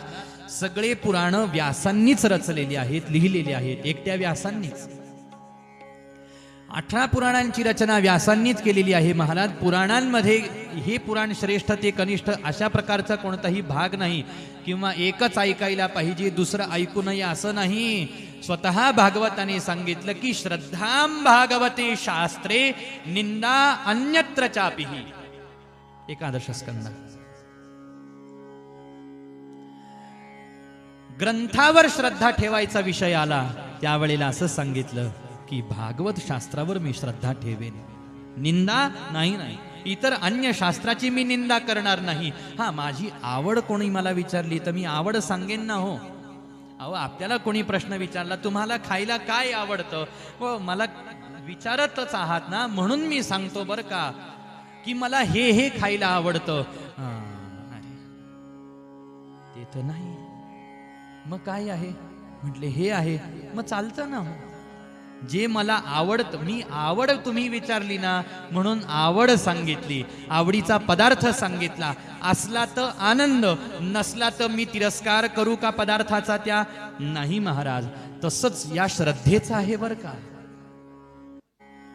महात्म्यांनी सांगितलं की आम्हाला जर का तुम्ही विचारलं की तुमच्या आवडीचं वाङ्मय कोणतं आहे, आवडीचा विषय कोणता आहे, श्रद्धेचं वाङ्मय तुमचं कोणतं आहे, त्यावेळेला महात्म्यांनी उत्तर दिलं भागवत हा आमचा श्रद्धेचा विषय आहे. भागवत हा आमच्या विश्वासाचा विषय आहे. भागवत हा आमच्या स्थितीचा विषय आहे. भागवत हा आमच्या पूजेचा विषय आहे. भागवत हा आमच्या ध्यान स्मरणाचा विषय आहे. भागवत हा आमच्या चिंतनाचा विषय आहे. आणि भागवत हा आमच्या पूर्णत्वाचं दर्शन आहे. आमचं साधनही भागवत आहे आणि आमचं साध्यही भागवत आहे. आमची सेवाही भागवत आहे, आमची पूजाही भागवत आहे.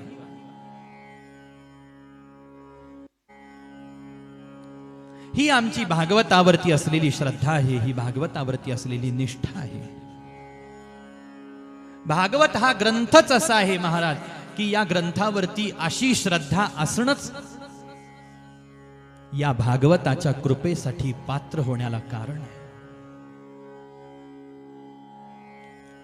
भागवतासारख्या ग्रंथाला ऐकणं नाही महाराज, त्या ऐकण्याच्या पाठीमागची भूमिका राजा परीक्षितींना विचारली पाहिजे.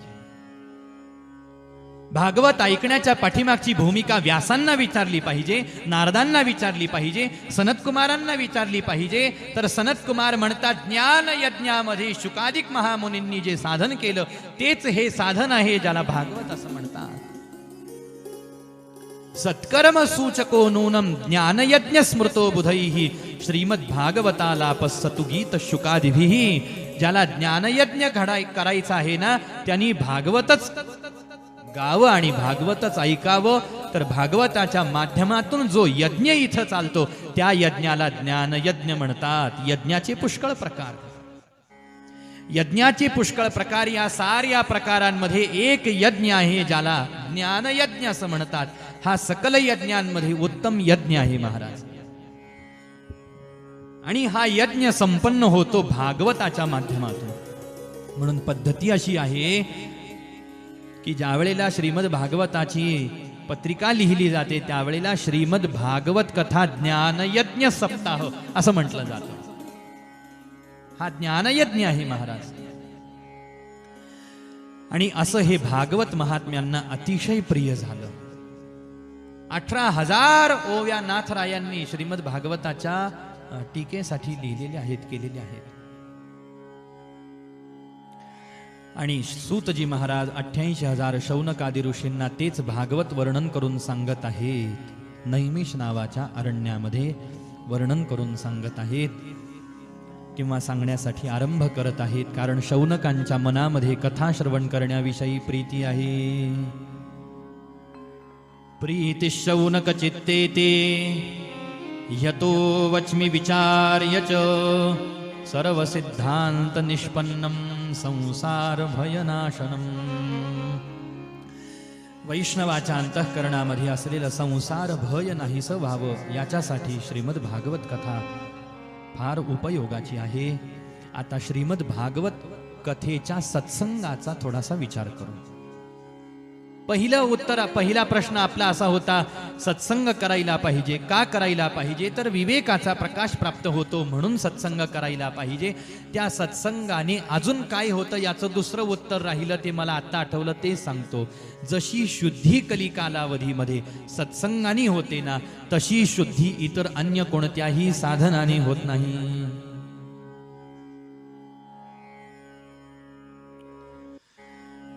म्हणून तर कलियुगामध्ये फक्त भगवन नाम गुण कीर्तनाला महत्व आलेलं आहे.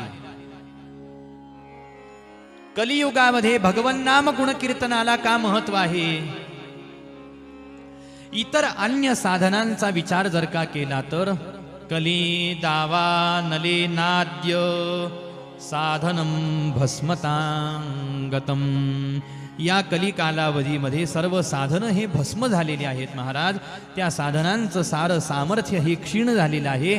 या साधनांमध्ये एक साधन, याला भगवन नाम गुण कीर्तन असं म्हणतात. सरळ अर्थाने याला कीर्तन हे साधन संतांनी उपाधी दिली. ह्या कीर्तनामध्ये दोन प्रकार येतात. एक नामकीर्तन येतं आणि एक गुणकीर्तन येतं.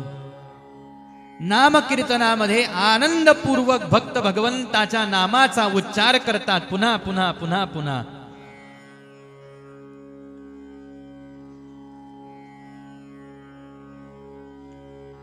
पुन्हा पुन्हा अखंड भगवंताच्या नाम संकीर्तनामध्ये भक्त तल्लीन होऊन जातात महाराज.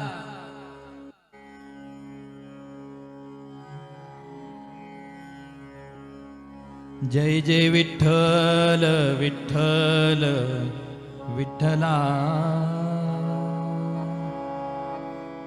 जय जय विठ्ठल विठ्ठल विठ्ठला. जय जय विठ्ठल विठ्ठल विठ्ठला. जय जय विठ्ठल जय जय विठ्ठल विठ्ठल विठ्ठला. जय जय विठ्ठल विठ्ठला. जय जय विठ्ठल विठ्ठल विठ्ठला. जय जय विठ्ठल विठ्ठल विठ्ठला. जय जय विठ्ठल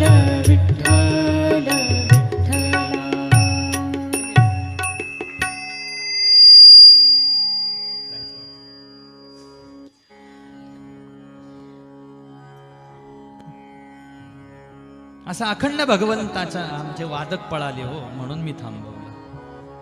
हे पण वाजवतात पण ही दुसऱ्या वाद्याची गरज पडली की मग एक वाद्य. आता उद्या ते पण नाहीत बरं का.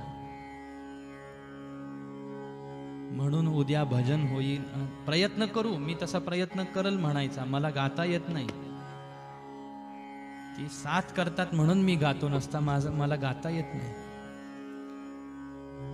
बघू जमलं तर उद्या एखाद दुसरं भजन म्हणू, पण ऐकायची तयारी ठेवा. असंच बसून मी भजन नाही म्हणणार उद्या. सांगत राहील. तुम्ही बोलायला किती लावा मला, पण गायला नका लावा.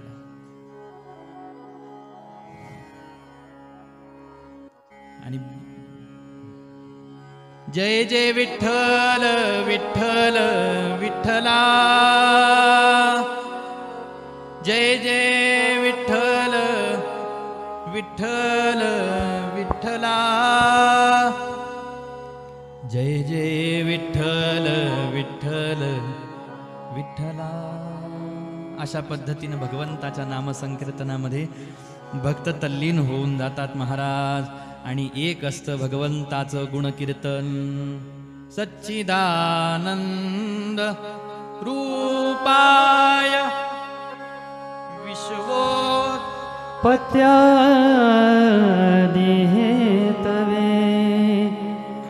तापत्रय विनाशाय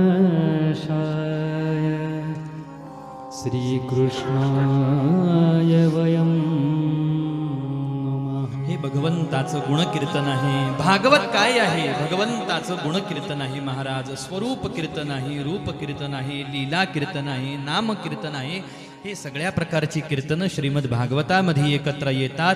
म्हणून भागवत सुरू झाल्यानंतर एक विशेष अशा प्रकारचा सोहळा सुरू होत असतो. हा भक्तीचा सोहळा, हा नामाचा सोहळा आहे.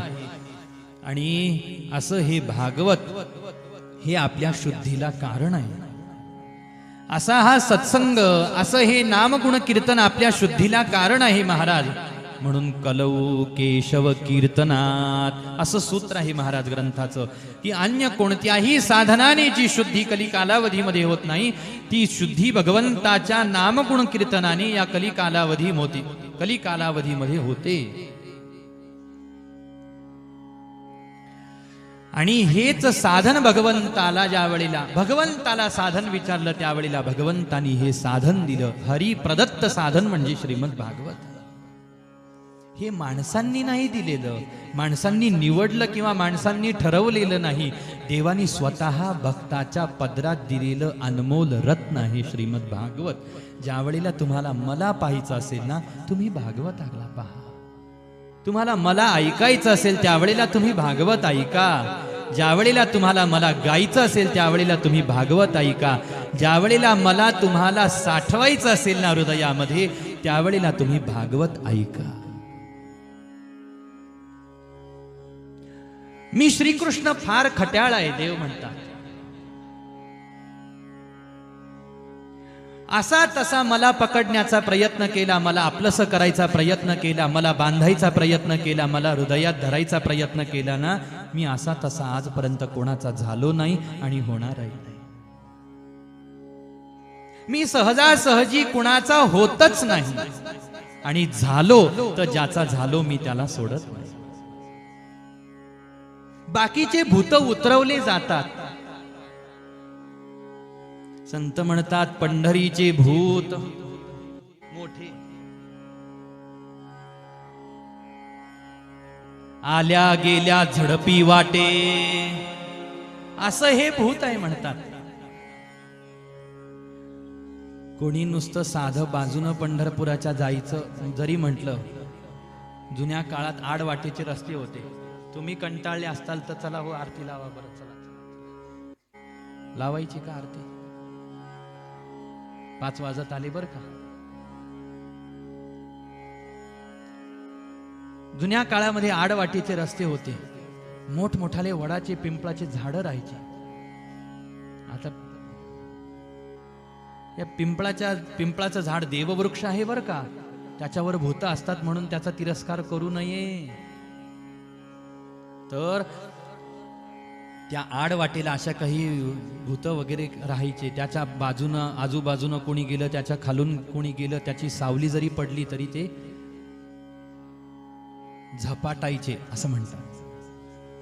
पकडून घ्यायचे, मानगुटीवरती बसायचे तर पुन्हा सोडत नव्हते. आणि मग ज्याला भूत लागलं ना, त्याचं ते भूत निघावं म्हणून त्याचे उतारे असतात असायचे.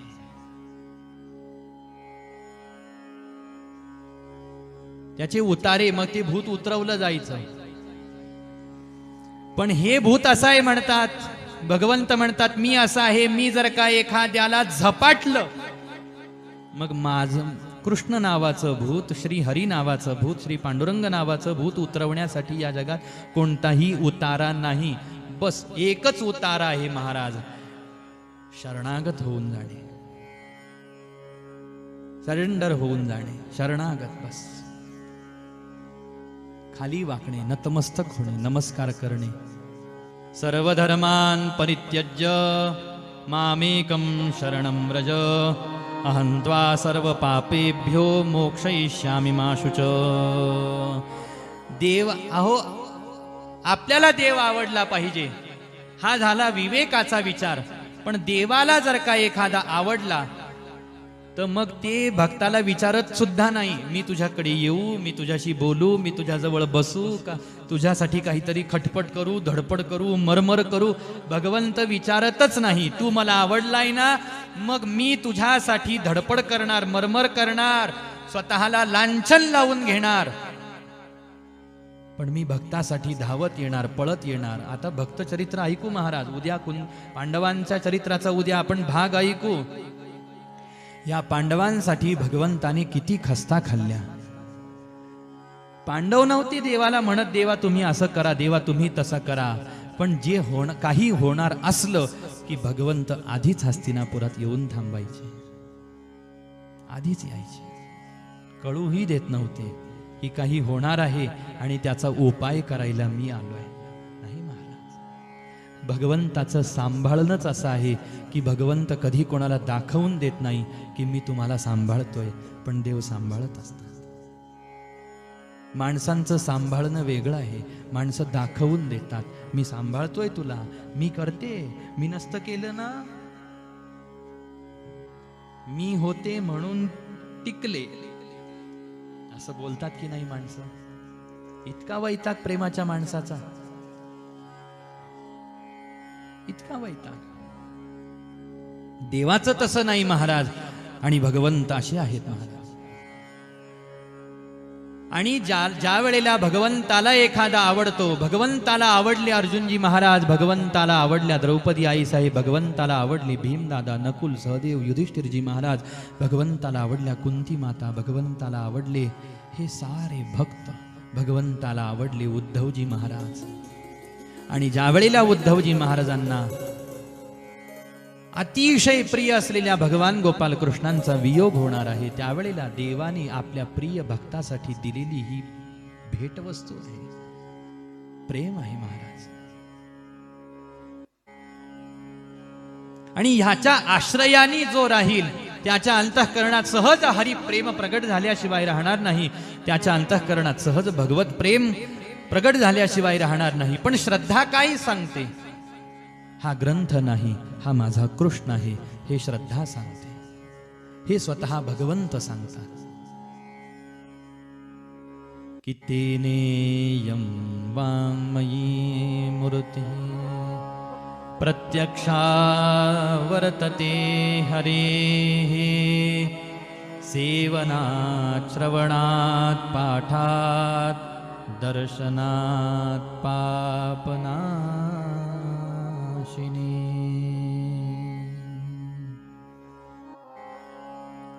हा हरीचा ग्रंथ आहे असं नाही, तर हा साक्षात माझा हरीच आहे. हा भाव, ही श्रद्धा महाराज आपल्याला आपोआप भगवंताची अनुभूती करून दिल्याशिवाय राहत नाही. म्हणून श्रीमद भागवताच्या माध्यमातून सत्संग करायचा आहे. तर का करायचा आहे याची सुद्धा अनेक उत्तर आहेत. त्यातलं एकच उत्तर फक्त पाहण्याचा आपण प्रयत्न करू. या भागवताच्या माध्यमातूनच देवापर्यंत भक्त गेले. या भागवताच्या वाटेवरून माध्यमातूनच देवापर्यंत तुम्हाला मला जायचं आहे. देवापर्यंत जायचं आहे आणि देवाला आणायचं आहे. तर भागवत नावाचीच ही एकच वाट आहे, एकेरी रस्ता आहे महाराज. जाणाऱ्याला जाता आलं इथूनच आणि येणाऱ्याला येता आलं इथूनच. एक वाट आहे महाराज, ही जाण्या येण्याची एकच वाट आहे. जे जे गेले देवापर्यंत ते भागवताच्या वाटेने गेले आणि देव आले महाराज. देवाला राहावलं गेलं नाही. जो जो भागवताचा आश्रय करून राहिला भगवंत त्याच्या जवळ आले. ते याच वाटेने आले. हरिकथेची आवडी देवा वैकुंठाहू निघाली धावा. नवल वैकुंठीचे नसे तो हा कीर्तनी नाचत असे. एवढी आवड भगवंतांना या कथेची, या भागवताची, या ग्रंथाची आहे, असा भाव आहे. आणि भगवंतानी आपल्या शुद्ध विशुद्ध प्रेमातून भक्ताला दिलेलं दान, भक्ताला दिलेली देणगी, आपलं स्वरूप, भक्ताच्या प्रेमासाठी भगवंतानी काय द्यावं आणि काय करावं याचं प्रमाण म्हणजे भागवत ग्रंथ आहे. मी माझ्यावर प्रेम असलेल्या आणि माझं ज्याच्यावर प्रेम आहे त्या भक्तासाठी मी काय करतो, त्यावेळेला भागवत नावाची ही देणगी, हा ग्रंथ दिलेला आहे. एक भाव आहे. आणि हे साधन जे देवानी दिलं ते साधन जर का आपण केलं तर आपलं कल्याण निश्चितच त्या साधनाच्या आश्रयाने होईल. म्हणून हे साधन जे आपण गेल्या 3 वर्षां, आज 3रं वर्ष ह्या वेळेस हे साधन भगवंतानी दिलंय, हे साधन सद्गुरूंनी आपल्याला दिलंय. जे देवानी दिलेलं असतं, जे सद्गुरूंनी दिलेलं असतं, त्या साधनापेक्षा मोठं साधन दुसरं या जगात कोणतंच नसतं. त्याच साधनावरती आपली पूर्ण श्रद्धा आणि पूर्ण निष्ठा असली पाहिजे, हा एक भाव आहे. आणि आता सामान्य पुराणाच्या दृष्टीनं जर का विचार केला तर 18 पुराणं व्यासांनीच रचलेली आहेत. 18 पुराणं मानव मात्राच्या कल्याणासाठीच रचलेली आहेत. पण श्रीमद भागवत हे पुराण नसून महापुराण आहे असं म्हणण्याच्या पाठीमागचं कारण, पुराण कशाला म्हणतात? 5 लक्षणांनी जे युक्त आहे त्याला पुराण म्हटलं जातं. आता यानंतरची कथा 15 तारखेपासून रामनगरला देवी भागवत कथा आहे. पद्माताई बसलेले आहेत, कथेचे मुख्य यजमान, पुढच्या कथेचे मुख्य यजमान. तिथं देवी भागवत कथा आहे. आणि देवी भागवताच्या सुरुवातीलाच सूतजी महाराजांनी पुराणांचं स्वरूप सांगितलेलं आहे, पुराणांची संख्या सांगितलेली आहे. 18 पुराणांच्या नावाचा उल्लेख, कोणत्या पुराणात किती श्लोक आहेत त्याचा उल्लेख, असा सगळा दीर्घ विचार त्यामध्ये केलेला आहे. ते बाकीचे लक्षणं तेव्हा बघू. पण मुख्य भाग 5 लक्षणांनी जे युक्त असतं त्याला पुराण म्हणतात. आणि दशलक्षणांनी युक्त असलेलं श्रीमद भागवत आहे, म्हणून याला महापुराण म्हटलं गेलं. आणि श्रीमद भागवताच्या 12 स्कंदामधून हे 10 लक्षणं प्रगट झालेली आहेत. हे 10 लक्षणं कोणकोणती आहेत त्याचा पुढं स्कंध आरंभ झालेला आहे. त्यावेळेला विचार की अत्र सर्गो विसर्गश्च स्थानं पोषण मूतयः मन्वंतरेशानुकथा निरोधो मुक्तिराश्रयः, अशी हे भागवताचे 10 तत्व आहेत. कोणकोणत्या स्कंधामध्ये कोणकोणतं तत्व आहे आणि हे 10 लक्षणं कोणकोणती आहे त्याच्यावर आपण उद्याच्या वेळेला सत्रामध्ये शक्य झालं तर आपण विचारचिंतन करू. परंतु या ठिकाणावरती एवढाच मुख्य भाग पाहू आणि आजच्या कथेला पूर्णविराम देऊ की ही श्रीमद भागवत कथारूपी साधन सामान्य साधन नाही, तर हे देवानी दिलेलं साधन आहे. तुम्हाला मला या साधनाच्या आश्रयाने विवेक प्रकाश आपल्या अंतःकरणावरती पडतो, ज्ञानप्रकाश अंतःकरणावरती पडतो, पहिला लाभ. आणि दुसरा भाव याच्या पाठीमागचा, देवानी हे साधन देत असताना साधन म्हणून नाही दिलं, तर साक्षात मी श्रीकृष्णच या ग्रंथरूपाने तुमच्याकडे येतो आहे असा भगवंतानी या माध्यमातून उपदेश केलेला आहे उद्धवजी महाराजांना. आणि उद्धवजी महाराजांनी त्यानुसार भागवताचा आश्रय घेऊन अखंड वृंदावनामध्ये उद्धवजी महाराज राहत होते. यामध्ये पहिल्या दिवशी श्रीमद भागवताचं महात्म्य गोकर्ण उपाख्यानाच्या माध्यमातून सूतजी महाराज 88,000 शौनक आदी ऋषींना सांगतात. हा एक महात्म्याचा भाग आहे. दुसरं महात्म्य हेच वर्णन केलेलं आहे की उद्धवजी महाराज भगवन नाम संकीर्तनामध्ये तल्लीन आहेत, कथेच्या चिंतनामध्ये तल्लीन आहेत. आणि ज्यावेळेला भगवंत निजधामाला निघाले, उद्धवजी महाराजांना कथेची वाट दाखवली. आपल्या राण्यांना वृंदावनामध्ये जाऊन गोपिकांच्या सहवासामध्ये राहून कथेचा आश्रय घ्यायला भगवंतांनी सांगितलं. वज्रनाभाला आणि परीक्षितींना, या सगळ्या मंडळींना भगवंताच्या कथेचा आश्रय घ्यायला सांगितलं. ज्यावेळेला भगवंत निजधामाला निघून गेलेले आहेत ना, त्यावेळेला सगळ्या राण्यांसहित महाराज परीक्षिती वृंदावनामध्ये आलेले आहेत. वृंदावनामध्ये शांडिल्य ऋषींची भेट घेतलेली आहे.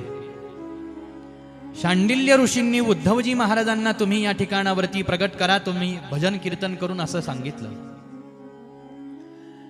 उद्धवजी महाराजांना कृष्ण नामाचं कीर्तन करायला लागले. त्या कीर्तनामध्ये उद्धवजी महाराजांचं प्रागट्य. शांडिल्य ऋषींसहित उद्धवजी महाराजांसहित भगवंताच्या साऱ्या राण्या आणि महाराज परीक्षिती सत्संग करायला लागले. सत्संग काय करत होते? भागवत कथा सांगायला लागले, वर्णन करायला लागले. आणि सगळी परीक्षितींसोबतची मंडळी कथा ऐकायला लागली. राजा परीक्षितींच्या जीवनामध्ये श्रीमद भागवत कथा श्रवण करण्याचा हा पहिला योग होता. पण झालं असं की तो सप्ताहभर पूर्ण कथा श्रवण करण्याची संधी राजा परीक्षितींना भेटली नाही. कथा पूर्ण होण्याच्या आतच राजा परीक्षितींना राज्यकारभार पाहण्यासाठी हस्तिनापुराकडे वापस येणं आवश्यक झालं. कथेमध्ये राजा परीक्षितींचं चित्त इतकं रममाण झालं होतं, इतकं आनंदामध्ये निमग्न झालं होतं की राजा परीक्षितींना वृंदावन सोडून हस्तिनापुरामध्ये यायची इच्छा नव्हती. त्यावेळेला महर्षींकडून, भगवत भक्तांकडून, वैष्णवांकडून राजा परीक्षितींना हे वचन प्राप्त झालं की हे राजा, आता तू हस्तिनापुरामध्ये निघून जा. पण महाराज, अहो मला ही भागवत कथा पूर्ण ऐकायची आहे आणि कथा सोडून जायची माझी इच्छा नाही. त्यावेळेला सांगितलं गेलं की राजन, तुम्ही फार मोठे भाग्यवान आहात. तुमच्या जीवनामध्ये कथा श्रवण करण्याचा योग आहे, पण तो आत्ता नाही. तुमच्या समोर कथा वर्णन करण्यासाठी साक्षात शंकरांचे अवतार श्री शुकदेवजी महाराज येतील आणि त्यांच्या मुखातून तुमच्या जीवनामध्ये कथा श्रवण करण्याचा योग आहे.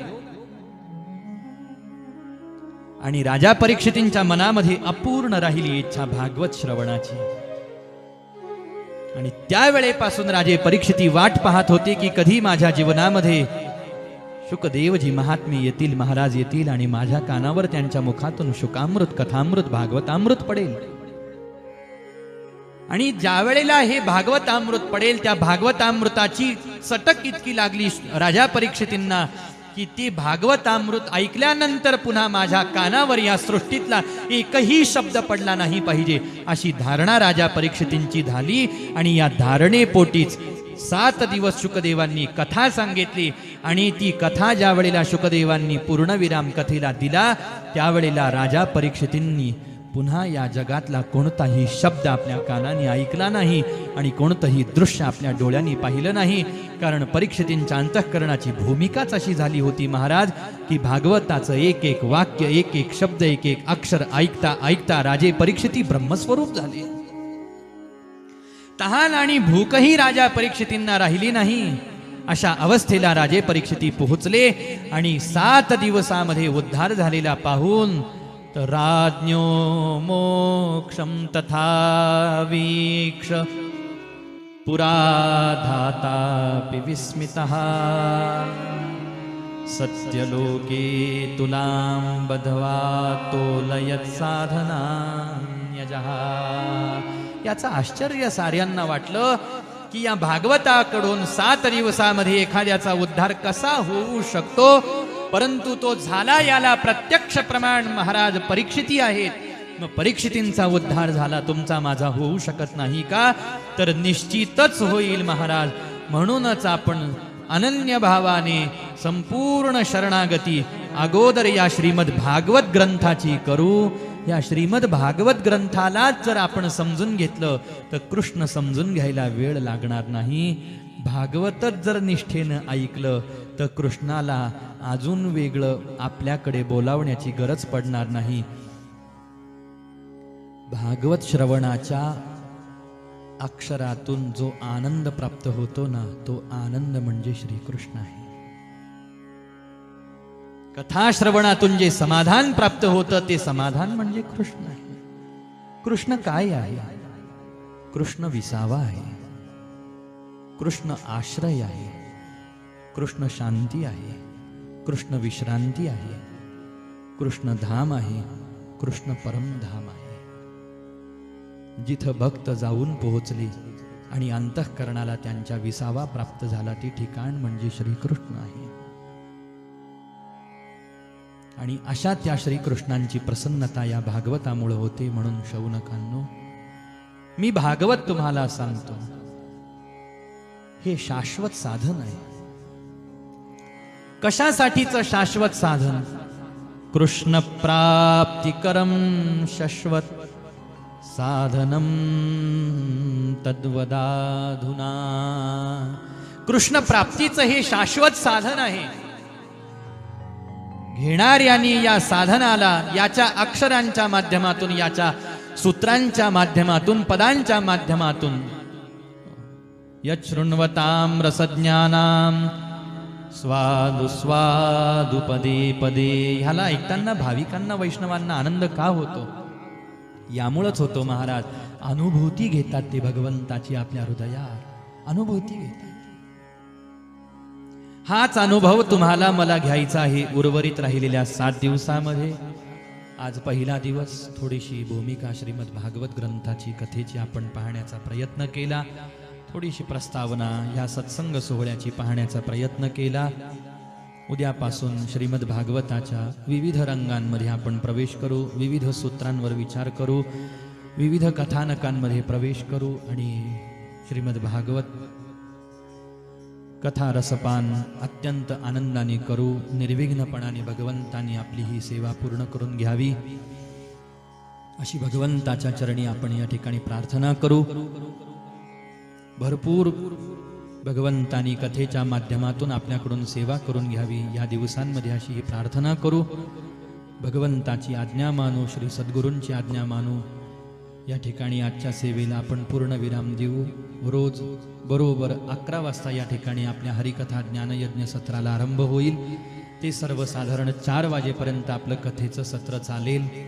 आज कथेला सुरुवात करायला थोडासा तासभर उशीर झाला. 11ला सुरू होणारी कथा 12 सव्वा 12 वाजता माझ्या अंदाजाने सुरू झाली असेल बहुतेक. 4 वाजता संपणारी कथा आता 5 वाजलेली आहेत, पण हरकत नाही. उद्यापासून आपण पूर्णवेळ कथा श्रवण करण्याचा प्रयत्न करू. भगवंताच्या कथेचाही आनंद घेऊ, कथा भागाचाही आनंद घेऊ, नामसंकीर्तनाचाही आनंद घेऊ, भजनाचा आनंद घेऊ. आनंदाने सोहळा संपन्न करू, साजरा करू.